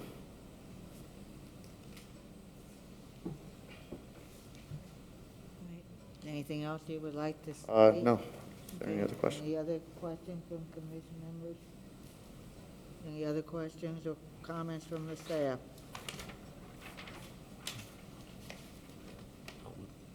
I'd like to see the details of that bollard, that foundation. Understood, Mr. Hutton. Okay. Staff. All right. Staff. We will move to Z 2204 as far as the conditional use permit. And we do have a staff report. Could we have that Yes, with their recommendations? I think based on the presentation that we seem to focus on the parking lot and some of the details that were brought out, I think are very significant details that regard to the construction of the parking lot when it comes to the French drain, the drainage, the location of the bollards, the possibility of switching the striping pattern to the other side. We have indicated that based on the city engineer's review of the layout of the parking, that it does meet the requirements. But just to repeat that, there seems to be some construction details that are not yet worked out, whether it's the bollards and their placement of the foundations or the footings, the footings of the bollards and placement to make sure that the bollards are adequately set back within the within Mr. Hernandez's property and does not negatively affect the building. That being said, staff has reviewed the petitioner's request and recommends that the BZA grant the developmental variance should the board feel the petitioner has met the standards subject to, and there's going to be a slight modification in number 1, final approval of the city engineering staff and the building commissioner of the striping pattern and the drainage and the construction details of the proposed parking lot in the rear yard, which shall be no less than 6 off-street parking spaces. 2, installation of the hardwired and interconnected smoke detectors and adherence to all other relevant sections of the National Fire Protection Administration Fire Code and the International Building Code and with the Indiana amendments, and the BZA approval of the concurrent petitions for the 3 developmental variances which are yet to be discussed. Okay, you are dealing with the conditional use for 22, not the developmental variance, correct? We've only heard the conditional use. Well, I thought I heard you say developmental variance, I'm sorry. I corrected the staff report by saying developmental variance. I'm sorry, you are correct. I stand corrected. I misread that.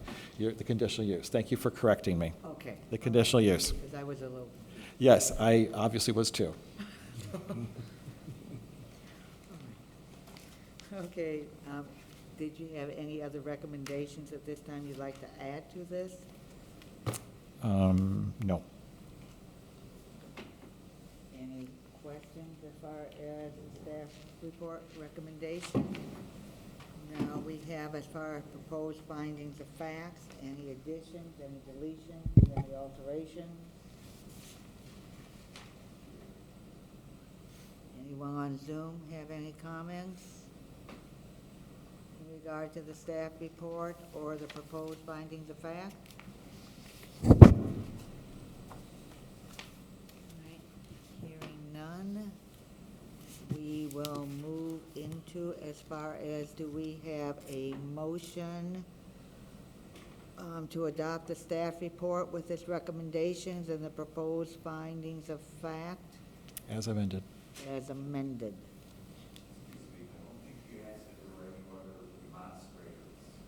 Pardon?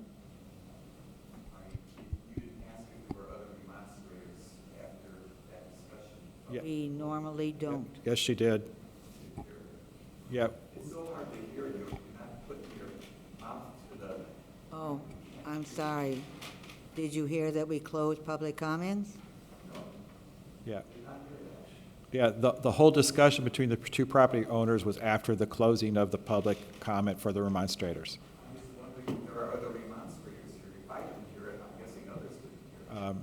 Well, she did ask if there were any further comments.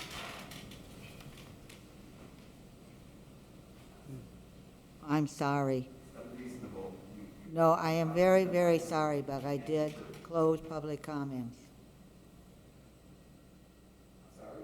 I'm sorry if you did not hear, but I did close public comments, and I apologize that you didn't hear. That's all I can do. And, you know, for future references, the procedure is we do have, open up to public comments. Public comments then are asked, are there any other comments that they would like to be made? I believe I asked as far as anybody on remote that had any comments. And then when we close them, it's the opportunity for the petitioner to address the public comments. Right.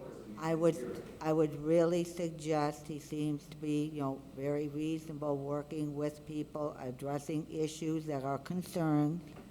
And I don't think he would have any problem if after the meeting, if you are not aware of any phone number, any information to get a hold of him, that he would be very glad to discuss the proposal to you. And while they're still in sort of, in a sense, still working out some of these details, take those into consideration. Are you agreeable with that? Yes, I agree. Okay? Hopefully that will satisfy you. And again, all I can do is apologize. And I am so sorry, but I do hope if you do have concerns, or anybody else in this audience, or if you have neighbors that have concerns, you please contact him. And don't hesitate. And I believe if you cannot reach him, contact the planning department, and they will make sure that you are able to get contact information, whether it's an email, whether it's a phone number, or whatever.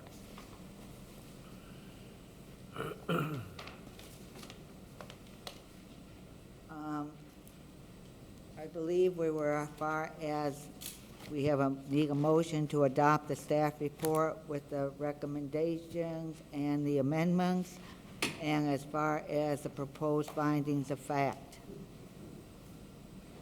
Do we have such a motion? I'll make that motion. Okay, we have a motion. Do we have a second?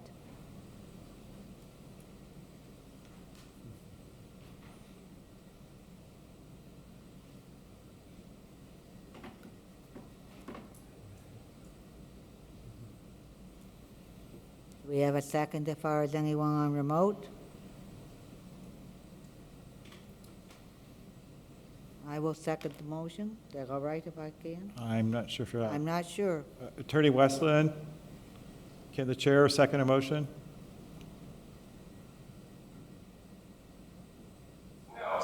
Okay, I'll second the motion.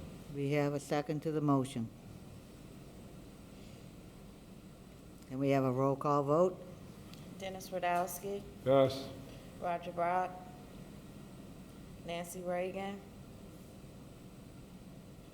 William Hutton,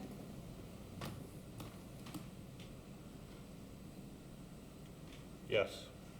Kathleen Hill, Yes. 3 ayes, 0 nays, 2 abstentions, motion passed. Madam President, if I may, I just want to remind Nancy, if you're on the phone and it's muted, press *6. It's *6 on your keypad to unmute. Okay, there you go. See.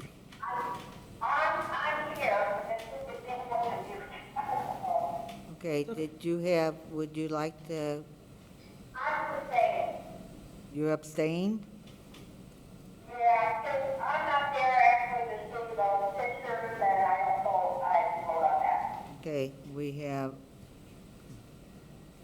a vote of 3 yes and 1 abstention. 3 yes, no nays, 1 abstention, 1 absent.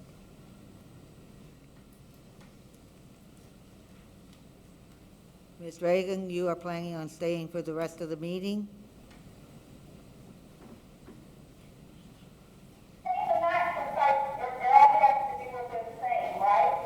Okay, I'm just checking to make sure you will be remaining for the rest of the meeting. Otherwise, we only have 3 members present. We do have a quorum, but we would have to have one.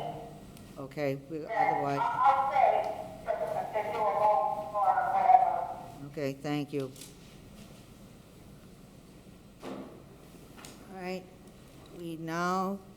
we will move to as far as for the conditional use permit for Z2204.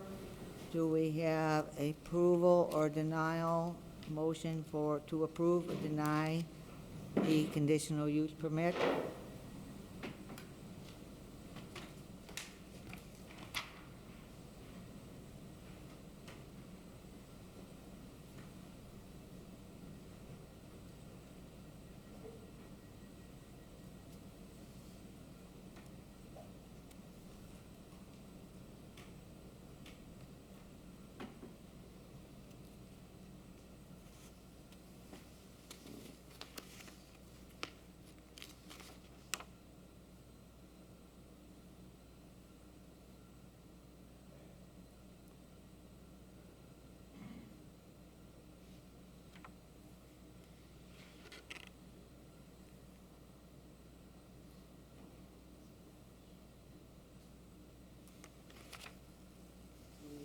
Approval, do we have a denial? Do we have a motion to table it for further consideration? Can we do that? Attorney Westland, the question was, can it be tabled for further consideration, and what would be the requirements to do that? The requirements to table? As far as, you said for further information, do we have to specify what the further information is or anything like that? No, I mean, it's helpful if you do, but you don't have to. I mean, you could table this, it wouldn't be tabling it, it would actually be just continuing, this matter to, The next meeting? next meeting. Okay, we now have 3 options. Do we have any motion? I'll make a motion that we continue to our next meeting. Do we have a second for that motion? I'll second that. Okay, we have a motion and a second to continue the approval or denial of developmental variance for conditional use permit until our next meeting, which would be on, we just got our calendar too. February 22nd. February 22nd? I believe on the calendar that we have in our packet, it's February 23rd. Is that correct, Shannon? I have a calendar here. All right, I have Wednesday, February Wednesday. 23rd, so it would be a Wednesday instead of a Tuesday, correct? Yes. All right, So you do note the change of the day of the week, day of the week, time would be the same. correct? There would be no need as far as to repost or republish the meeting, as far as getting anything out to the public. Attorney Westland, what are our notification requirements on a continuation? Well, you've had your public hearing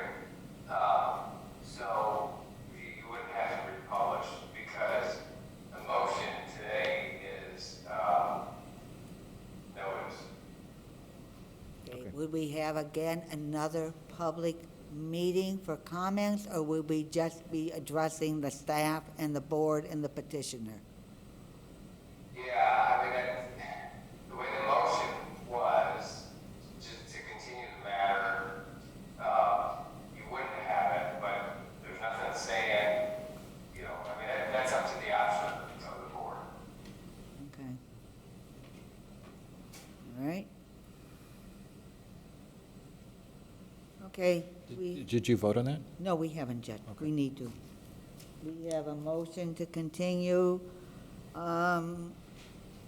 approval or denial of Z 2204 until our next meeting on February 23rd. Could we have a roll call vote? Dennis Radowski, Yes. Nancy Reagan. William Hutton, Yes. Kathleen Hill, Yes. 4 ayes, 0 nays, 0 abstention, 1 absent, motion passed. Okay. So this will be continued until February 23rd. I would hope my comments that I made before, can everybody in the back raise your hand if you can hear me, all right? Everybody in the back, if they would please take the time and their concerns to the petitioner, who is still probably very willing to listen to you and hear your comments before our February 23rd meeting, just in case there would not be any additional public comments. I have a question for our attorney and for our staff. Do we continue with Z 2205A and Z 2205B and C at this time? And would the petitioner agree to what the staff recommends, and the board, and the attorney? We're on new ground.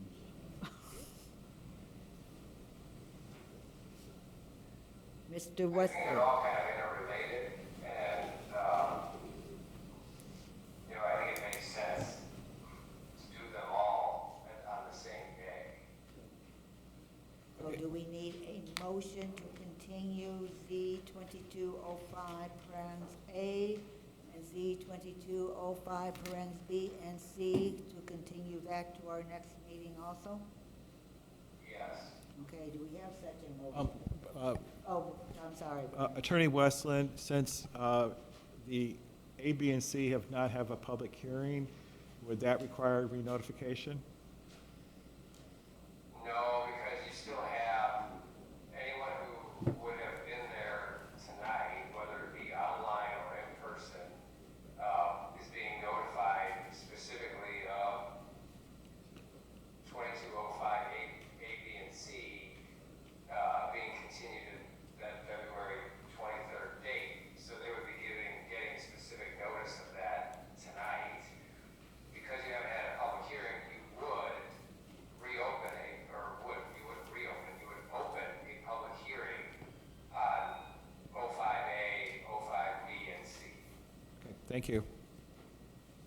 Okay, everybody understand? Okay, we still have not had a vote, correct? Right. Do we have a motion and a second to continue? Yeah, yes, we did. Okay. Did we? Did we? No. No, she's No. saying that we didn't have a motion to Didn't Nancy? So continue. we have a motion to continue Z 2205A and Z 2505B and C until our meeting in You February. only continue the first case, these are the two other cases. Yeah, we did the first one, not the other Not two. the Right, so you need to have a motion to defer the two cases. I'll make that motion now. We have a Continue, excuse motion. me. Do we have a second? We have a motion and a second. Roll call vote, please. Dennis Radowski, Yes. Nancy Reagan. William Hutton, Yes. Kathleen Hill, Yes. 4 ayes, 0 nays, 0 abstentions, motion passed. Okay. Petitioner, you're still are willing to discuss any concerns or anything like that? And hopefully the 23rd is convenient for you. Thank you very much. Can everybody on the commissioners make sure they keep this information for our next meeting? Okay? Yes, please. If you understood what happened right now, we have a continuing for Z22, hold on, 05A, which is the developmental variance. No, the conditional use. Z2204, which is the conditional use, that will be continued. And they're not we will not be opening it for public comments. But we also then have Z2205A, which is a developmental variance regarding the minimum lot area and the lot width, all right, for the reduction of the requirements for multifamily. And Z2205B and C, which is also a developmental variance in regard to the yard set requirements, all right? That we will be given as far as the petitioner will present information to the commission, and then we will open those two for public comments at that time. And both of those will be taken together for a discussion from the petitioner, and as far as discussion opening as far as public comments, but they will be two separate votes. All right? Could everybody hear me? All right? Okay. All right, we will move on to Z-22-06, petition of Tawana Petroleum, Inc. for a variance of use regarding Title Section 10.11, for an automobile fueling station to allow construction of a convenience store as an accessory use to an automobile fueling station in a C1 local commercial district located at 403 Gosling Street in the city of Hammond. A variance of use, and this vote on that, it goes, our recommendation that goes to the Common Council. Correct. Good evening. Wait, go ahead. Notifications. Oh, has all notification been made? Yes, they have. Okay. Okay. Now can we have the petitioner come before us, state his name and address, and sign in, please? Okay. Good evening, board members. My name is Jeff Brandt. I'm a principal with Brandt Construction Management, LLC. I've been hired to provide construction services for Tawana Petroleum. And tonight, Tawana Petroleum is requesting a variance for the use from a zoning ordinance, from zoning ordinance for the above referenced property, which is located at 403 Gosling Street. You know, the property is situated in a C1 local commercial zoning district at the intersection of Holman Avenue, a minor arterial, and Gosling Street, a major collector. The property is an existing convenience store and automobile fueling station. The site was redeveloped by Clark Oil Refinery in 1969. Okay, the corner lot has 110 feet of frontage on Gosling Street and 125 feet of frontage on Holman Avenue. The net area is about 13,731 square feet.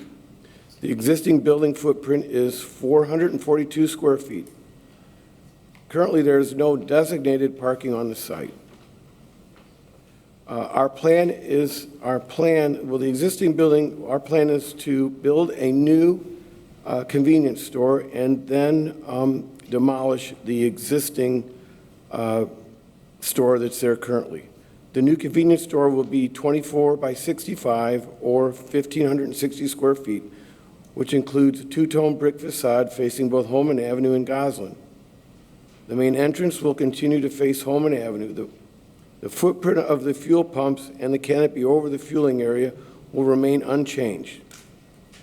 A new parking lot is to be paved, and its striping and landscaping to comply with the city zoning ordinances overall and with federal ADA guidelines for its van accessible space. Mr. Tawana bought the property with the intent to demolish the existing convenience store and construct a new store on the property. The convenience store is permitted by a variance of the use applied to the City of Hammond zoning ordinance 8514, Title 7, C1, Local Commercial District, Section 7.10, permitted uses. The existing automobile fueling station is an existing legal non-conforming use, is not to be modified, and is the subject to the variance of the use petition to the board. Okay, so further, we submit to you that granting the approval will not be injurious to the public health, safety, and morals and general welfare of the community. Construction of the new store will update the property and enhance the neighborhood. This is a continuation of the existing use of the site for the past 53 years.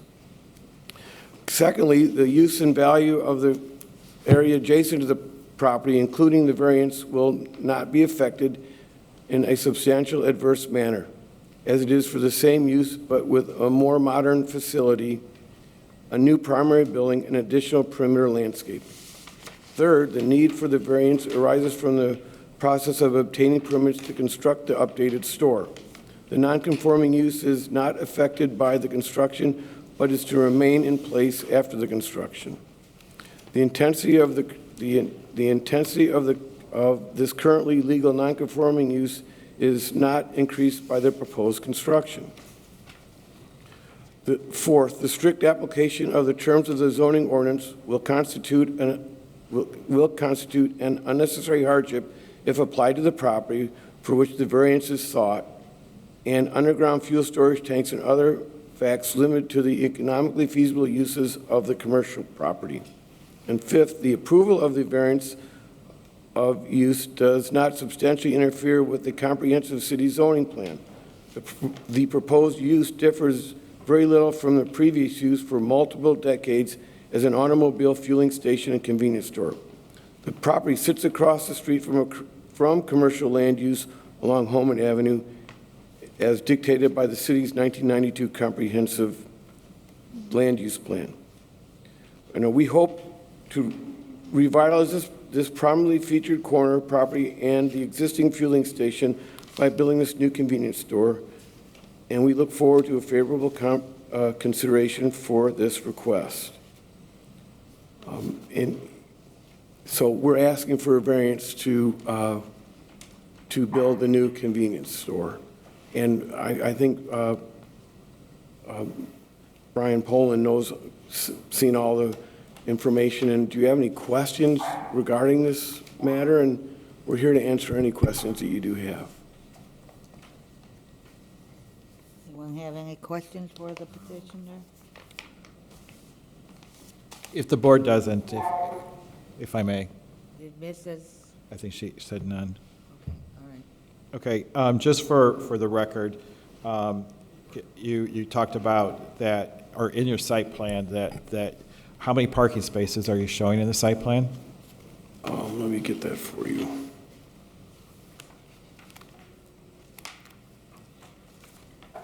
And you'll have to excuse me because our engineering firm was not able to make it today, so I was but just said, come out and do this. Yeah. It appears we have at least 1, 2, 3, 4, 5, 6, 7. Yeah, he's showing things online. Kevin is. Oh, I did not know that. Yeah. Thank you. Yes, yes. Yeah, that looks like, yeah. Yeah, from my angle, I don't know if is that the site plan that shows the parking spaces? That looks like a different drawing. That's the current existing. That's the current existing plan. I do have the existing site plan. If I'm just asking for confirmation of the number. This is an earlier one. This is the demo plan. Go to the next. Yeah. And right here we have the spot right here. We've Okay. got 1, 2, 3, 4, 5, 6, 7. And then the 8th spot is just the landscaping along. Okay, go back to that drawing, please. Yeah, there we go. Okay, so for the benefit of everybody, they're showing the 8 parking spaces. Those are the minimum requirements for the parking spaces. They're going to close one of the driveways on Homan Avenue, the southern driveway, to help with the efficiency of movements within the property. The curb cut on Goslin is basically in the same place where it is now, is that correct?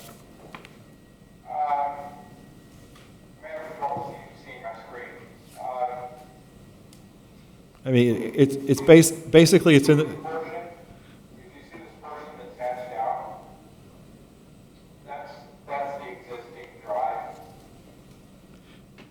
Yeah, it's a little hard to tell, but basically it's in the same place, right? Well, Yes. no, I believe it's going to move a little to the east. It's been moved back a little bit, because here's the demo plan. So here's where the existing, Curb cut. give me a second here. So it's moved back how many feet? The exact number of feet I shouldn't say, but I said roughly 30 feet. Okay, thank you for that clarification. Could you go back to that site plan, please? Right, this is where the existing drive is, Right, okay, thank you. and then on the site plan. Okay, so everybody sees where it's been shifted, so it's farther away from the intersection by approximately 30 feet. You see the location of the building that is close to Goslin Street.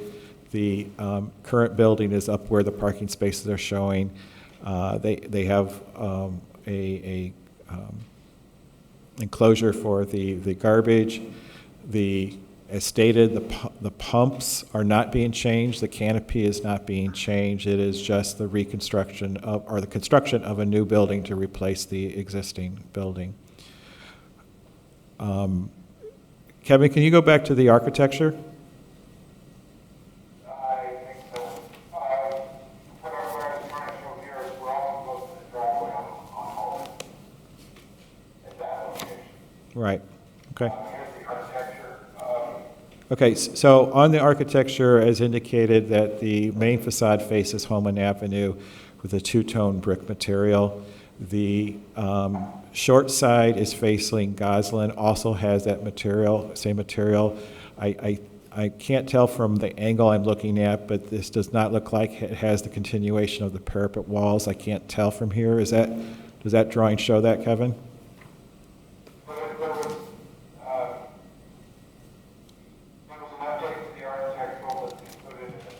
Right, okay. So it's in your packet that they altered the Goslin Street design so that all of the materials and the roof line, the parapet line are equal to what is on the Homan Avenue side of the street. That's correct. The window that is represented on the short side is a false window, spandrel glass. A real window is not possible due to the interior configuration. Kevin, it disappeared. Oh, there, okay. I'm sorry, I was just getting something here so we can highlight. We're talking about this window. Yeah. The other two facades are just common CMU units.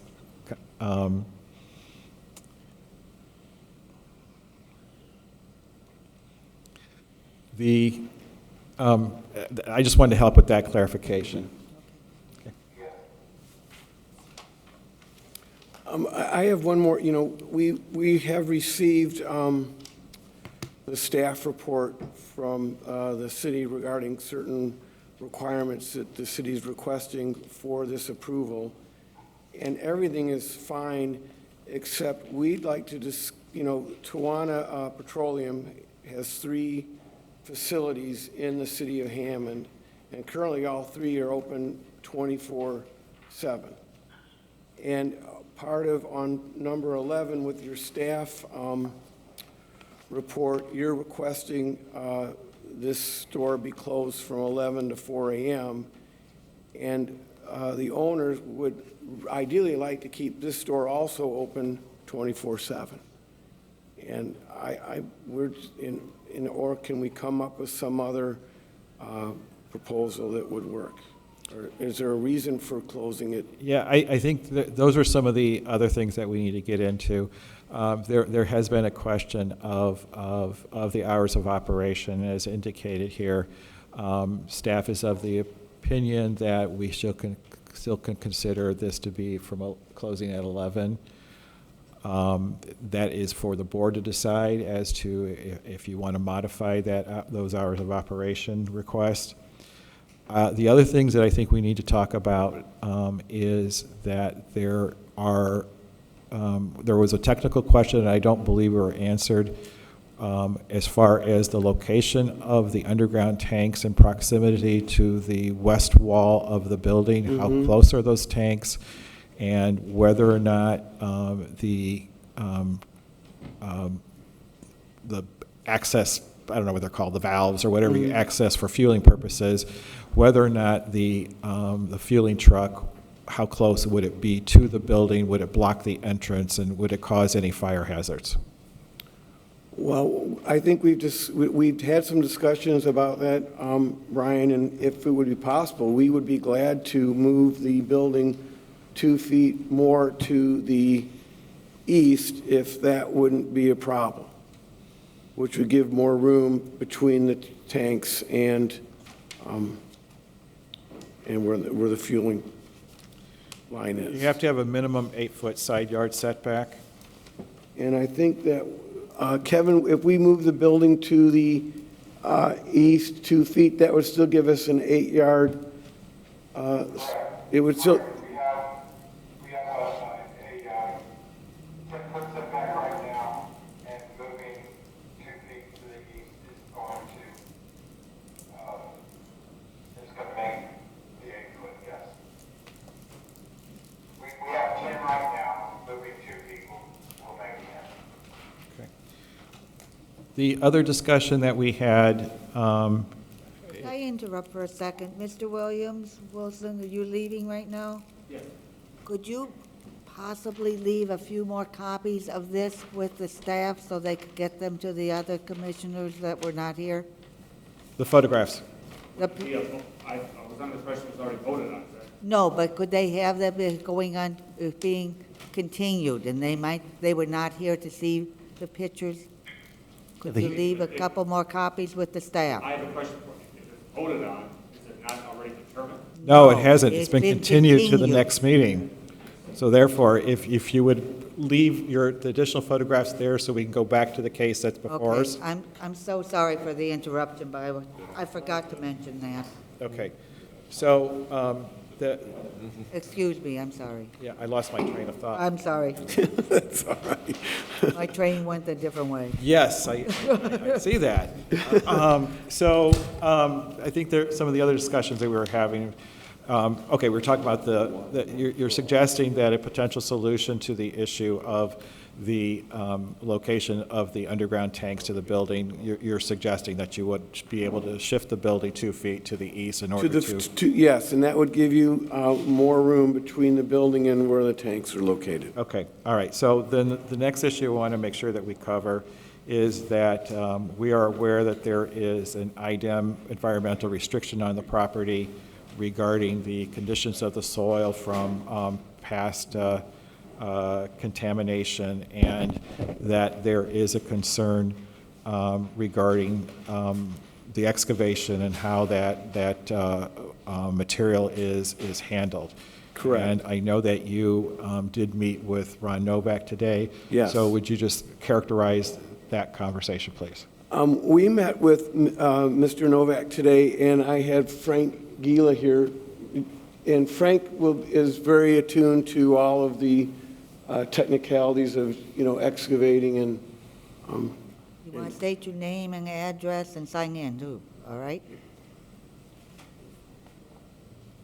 Can I have a question while they're doing that? No, the vote that goes to the common council. you can sign Common after the council fact, will just be give him your name and considering any number. recommendations Find the that paper we are underneath here. sending to them, correct? Yes. So they can change anything No. also? They cannot. They cannot? No. Okay. They have to vote it as we send it. Okay. Yes, my name is Frank Gill. As far as the environmental issue goes, if we have contaminated soil, we read the reports, and on the reports, everything is 6 foot to 8 foot to 10 feet deep where they found, because there was a no further action letter, and there's also a letter that they have taken soil samples out there. And where the building is, 6 foot to 8 foot, and we're not going that deep. We're going 48 inches deep. Okay, so Okay. just so I understand, just for clarity, the contamination level is 6 feet down, and your 4-foot foundation would not disturb that. Right, we're not going to get into that.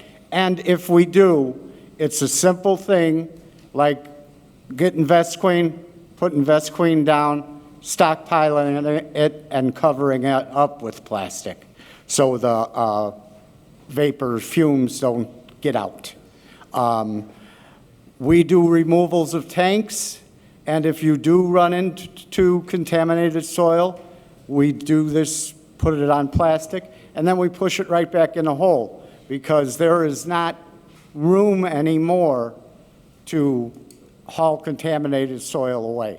So it's IDEM's rule that you cannot haul it away without permits, which isn't a problem if we had to get them, but I am not going to generate any soil besides digging the footing and foundation, putting the soil back to backfill the footing and foundation, and then keeping a little bit of soil on the site to backfill when I demo the building and remove the footing and foundation. So there will be no soils removed from the site. I have no further questions at this time. Anyone else? Anybody on remote have any questions? Commissioners on remote?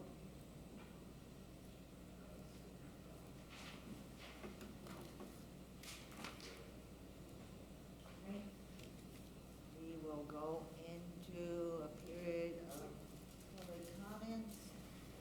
Anybody here that would like to make any comments in regard to B-2206, variance of use?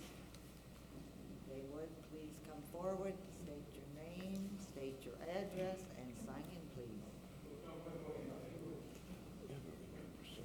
Yes. Wait, hang on a second. Hold on, let them finish signing. Thank you. Okay. Okay. And we would appreciate if you keep your comments to like 5 minutes, and if there's repetition, please try to avoid it.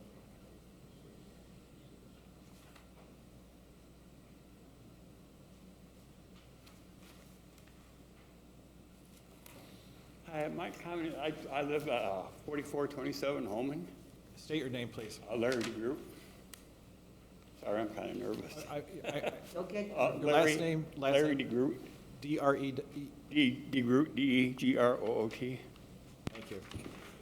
I live at 4427 Holman, and we got this letter saying that they're going to they want to use lot 1, 2, 3, and 4 on toll.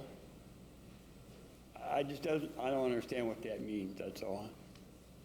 Maybe he could answer me, or are they going to buy houses on Holman Street and? No, Go ahead, I mean, Brian. you know, the issue is that whatever the legal description is for the property, that is what they have identified in the letter of what they own, and that you are within the 300-foot notification area so that you're familiar with what's going on in your community. Oh, okay. So that's the reason for the letter. That's what they're here for, asking the Board of Zoning Appeals for their recommendation on a variance of use, which would, what the request is to allow the convenience store to be reconstructed, or a new convenience store. Okay, because my mom's like 88, she's lived her all her life, and she was scared, you know. Well, certified letters are sometimes are scary. Yeah, okay, thank you, you answered my question. Thank you very much. You had something also?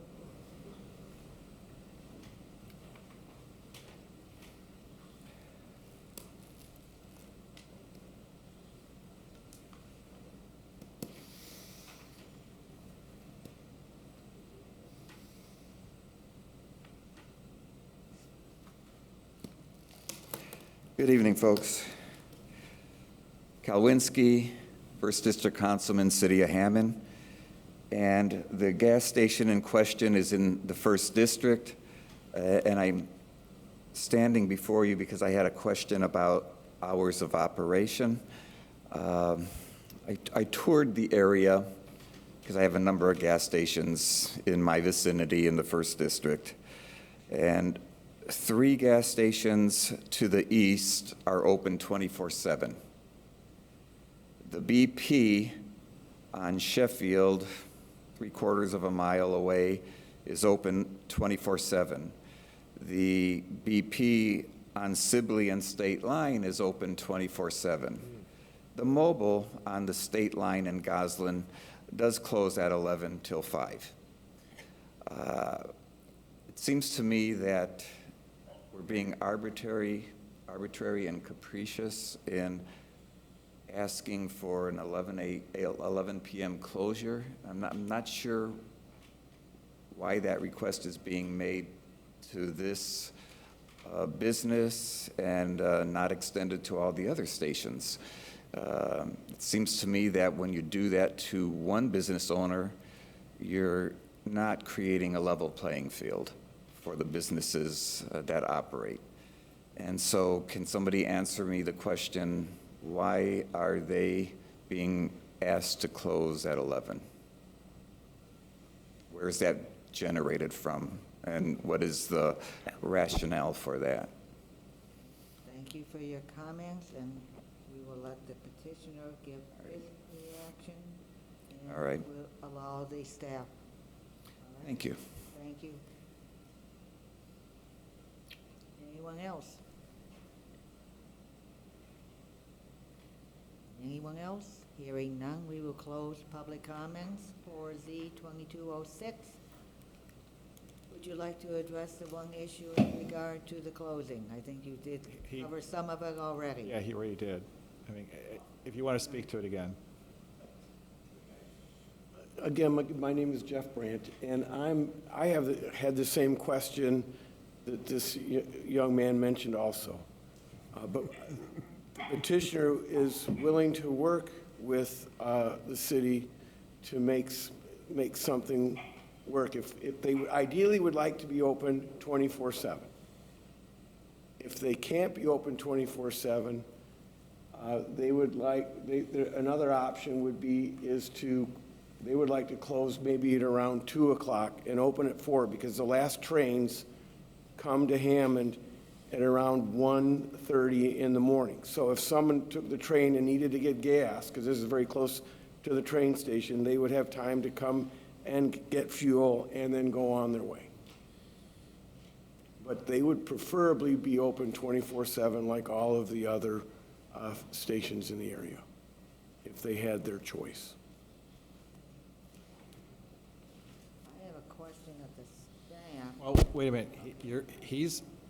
You closed public hearing, and you're respond. Okay, so you're at now commissioner questions. Okay, all right. Just want to make sure. All right, am I all right then? Yeah.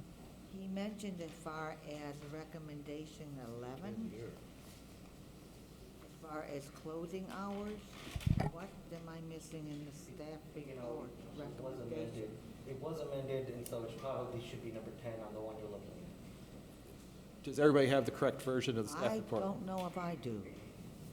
It is the one that should be dated today's date, right? I don't have that, The only difference was that because I have nothing on 10, nothing on 11 taking hours. that was changed just today. Yeah. Hold on.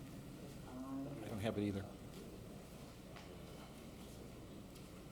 I got 2 sets of different kinds of papers. that I Okay, put well, today, so maybe- we can, I mean, the short answer to your question is that it is an amended report, and that is the only change in the report, to add that as a condition, so we can address that when the staff presents its report.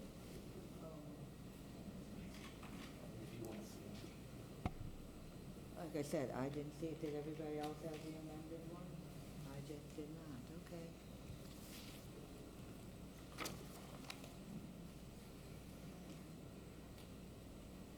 Then can I ask the staff why they felt there was a need? I will address that when I present the staff report. All right, then I will wait in anticipation. Are there any other questions of by the board?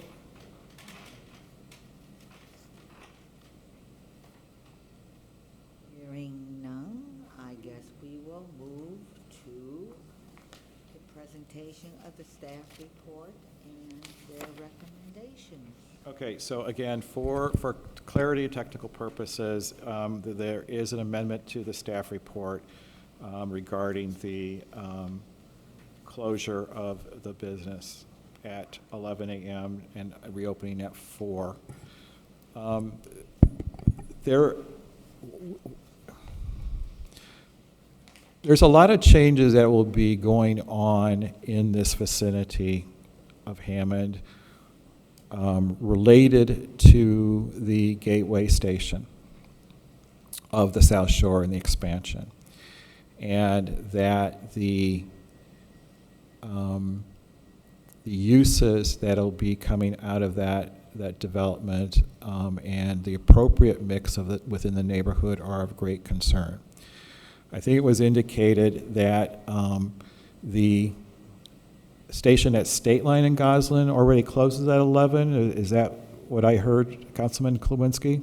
It's the only one that doesn't stay open 24/7. Okay, so based on that information, there is a precedent that there is already a station that closes at 11 in the area, and it's in equal distance with the, well, not quite, it's a little bit farther away than the current South Shore station, but it would be equal distance to the future South Shore station. The city of Hammond collectively has a burden by its proximity to the state line that there are a lot of gas stations in our vicinity. There's a lot of traffic that is brought in from Illinois to take advantage of our less expensive gas. And that starts to present some issues of the traffic and the congestion in the vicinity of these stations. This particular station, as we indicated, that it is zone C1.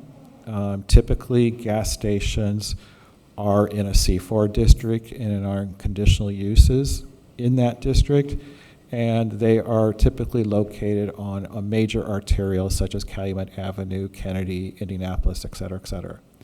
And so the character of this neighborhood is a little different when it comes to the proximity of the residential, the character of the commercial strip that is east of Homan Avenue, where those uses are C1, and there is often a mix of commercial and residential. So we're concerned about the impact of fueling stations in this vicinity, which then translates into making sure that the noise is controlled. This is a small site, and the residential is very close to it, and we're concerned about the fact that that would have a negative impact on the existing residential and some of the proposed uses in our long-term plans for the TDD station of adding additional residential in the area. So that is the core basis of why we are concerned about the hours of operation, and that it is something that we need to talk about as a community as to how that should impact all of our stations. We have here are petitioners asking for an expansion of their station, of their convenience store. That changes the dynamic, because right now the convenience store is, I would say, 1/4 the size, roughly. About 450 square feet. Right, so this is increasing the size of the convenience store, therefore increasing the product available, increasing the potential users coming to it. So therefore, that is a concern of having that convenience store open longer hours because of the increased traffic that will be brought into this area. The second area of concern, that is the environmental. We did talk about that earlier, and that we were presented some information about the soils, where the contamination is. Will they be impacted by the digging for the building?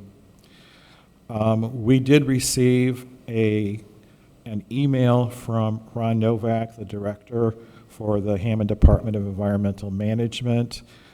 This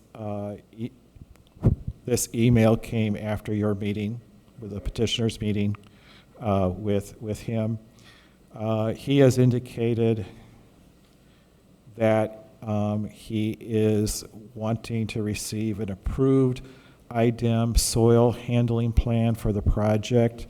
He is concerned about the soil vapors and the particles and other materials that would potentially be, taken off-site, being driven through the residential areas and other businesses.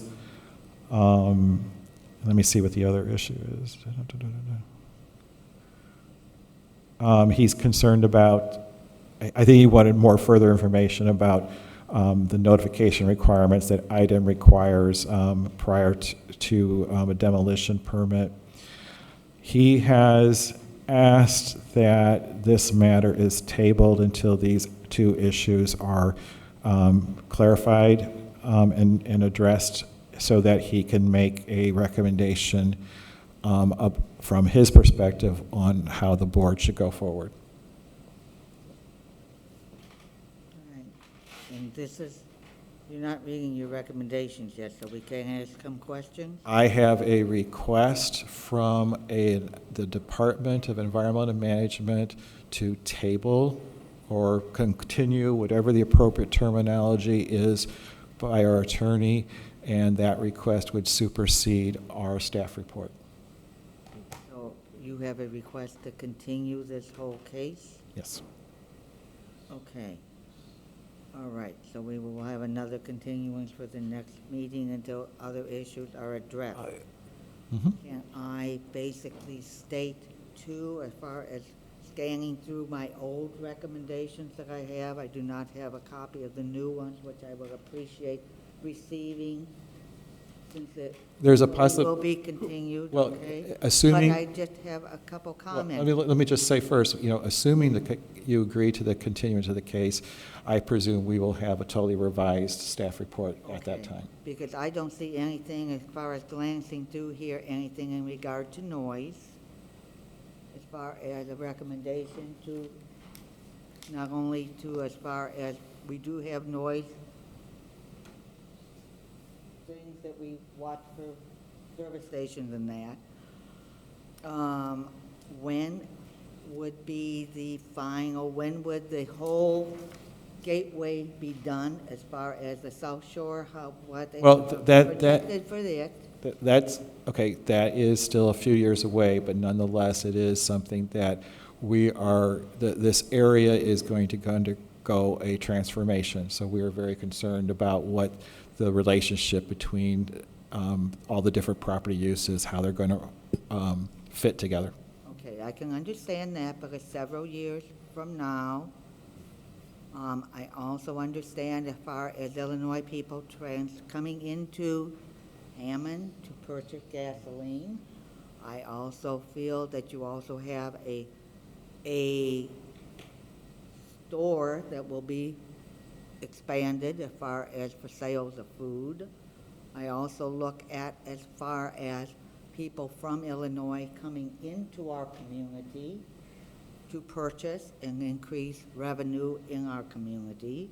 And I think those are other things that should be considered before you say they need to close at a certain time, when they have a few years maybe with saying that they're stopping to get gas on their way to the South Shore, so they're not doing it late at night or anything like that. And I'm just going to express my comments, because it's sort of nice to have people from other communities come into Hammond and say, hey, this isn't a bad place to come live in. So that's all my comments, okay? Could I make a comment? I think technically you're out of All order. the comments have been, yeah, okay. All right, all right, so basically, the staff right now is requesting for a continuance, Yes. okay? So do we have a motion to continue Z 2206? Yes, I'll make that motion. And I'll Motion second for it. wait, can I say until our next board meeting, all right? So let's make sure we put that in. Yes, please. Okay, all right. So we have a continuance for our February 23rd, I believe, meeting. Yeah. I would like to make that motion. We have a motion to continue Z 2206 for a variance of use for Taiwana Petroleum until our February 23rd meeting. Do we have a motion? Now we need a second. Second. We have a motion and a second. Okay, okay, go ahead, I'm sorry. Could we have a roll call vote? Dennis Radowski, Yes. Nancy Reagan, William Hutton, Yes. Kathleen Hill, Yes. 4 ayes, 0 nays, 0 abstentions, motion passed. And I hope that is in agreement with you and as far as we'll be meeting with the staff, because it sounds like they will be making new recommendations also. Could I just make one? Hang on one second. Attorney Westland, are you still there? And I'm assuming what your answer is going to be the same, but since we've continued this, there's no new notifications, correct? Thank you. My question to this board is this continuous, is there specifically something that we need to provide this board or the staff so that this continuance doesn't continue for 10 years or whatever? I mean, what is? Okay, I could be wrong, but it seems like the issues, well, you addressed as far as your hours. And I think basically it was the email from Mr. Novak. Those are the two things that also, you suggested changing the site plan. You know, all these types of things that we talked about that are different than what was originally presented to the staff. Those are the things that you need to address. Okay, so just in a nutshell, a new site plan showing the building being moved 2 feet more, giving us the 8-foot side yard. As well as a clear understanding that does not cause an issue, that you're resolving the issue of any potential fire issues from the proximity of the tanks to the building. Okay, the second thing would be for us to provide Mr. Novak a plan of action regarding if we come across contamination in the excavation and that, and how we're going to handle that. The terminology is he's looking for an approved IDEM soil handling plan. Okay, I mean, that's because, that's what I was trying to clarify, so that we just don't get continued. I definitely understand that, and if by chance you think of any other issues or other concerns, please don't hesitate to contact the staff. Right, and then. Not a problem. And the other one is the hours of operation. Okay, and believe me, the owners want to work with the city to enhance the area, create, value to the area, and be a good neighbor to the whole community. So we have no problem providing all of that information to the staff before the next meeting on February 23rd. All right, thank you. And I would assume that there will definitely be a meeting on February 23rd, correct? I think so. All right. Thank you, everybody, for attending. We will move to commissioners' comments. Anybody else want to talk? We haven't had a long meeting like this in a long time. Thank you for coming. Any staff comments? Staff comments, yes. I think, as indicated earlier in our discussion, that, you do have the 2022 meeting schedule. There was this change in the February meeting, and Shannon, could you remind me what the reason was for that? Was that a conflict with the Plan Commission meeting, is that what it was? That's the last Tuesday.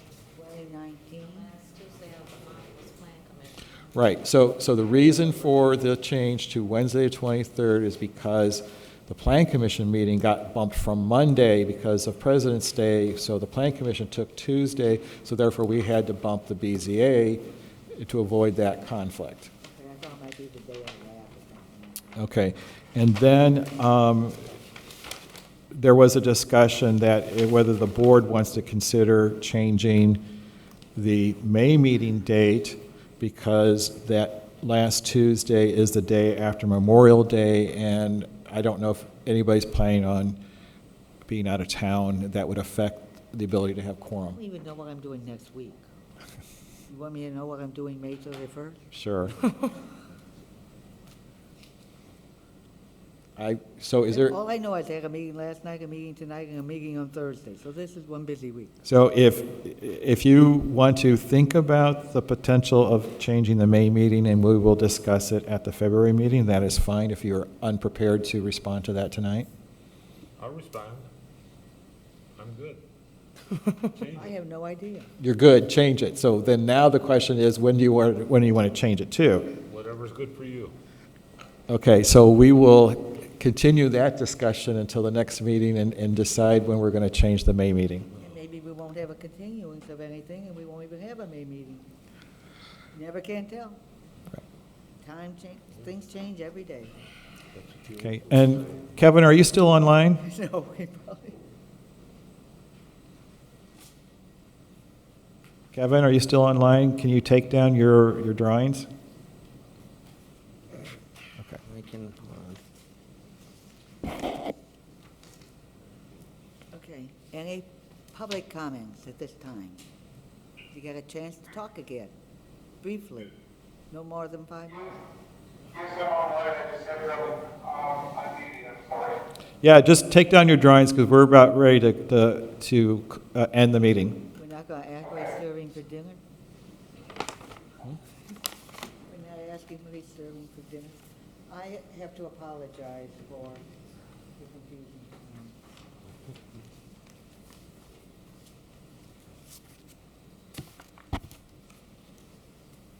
No public comment?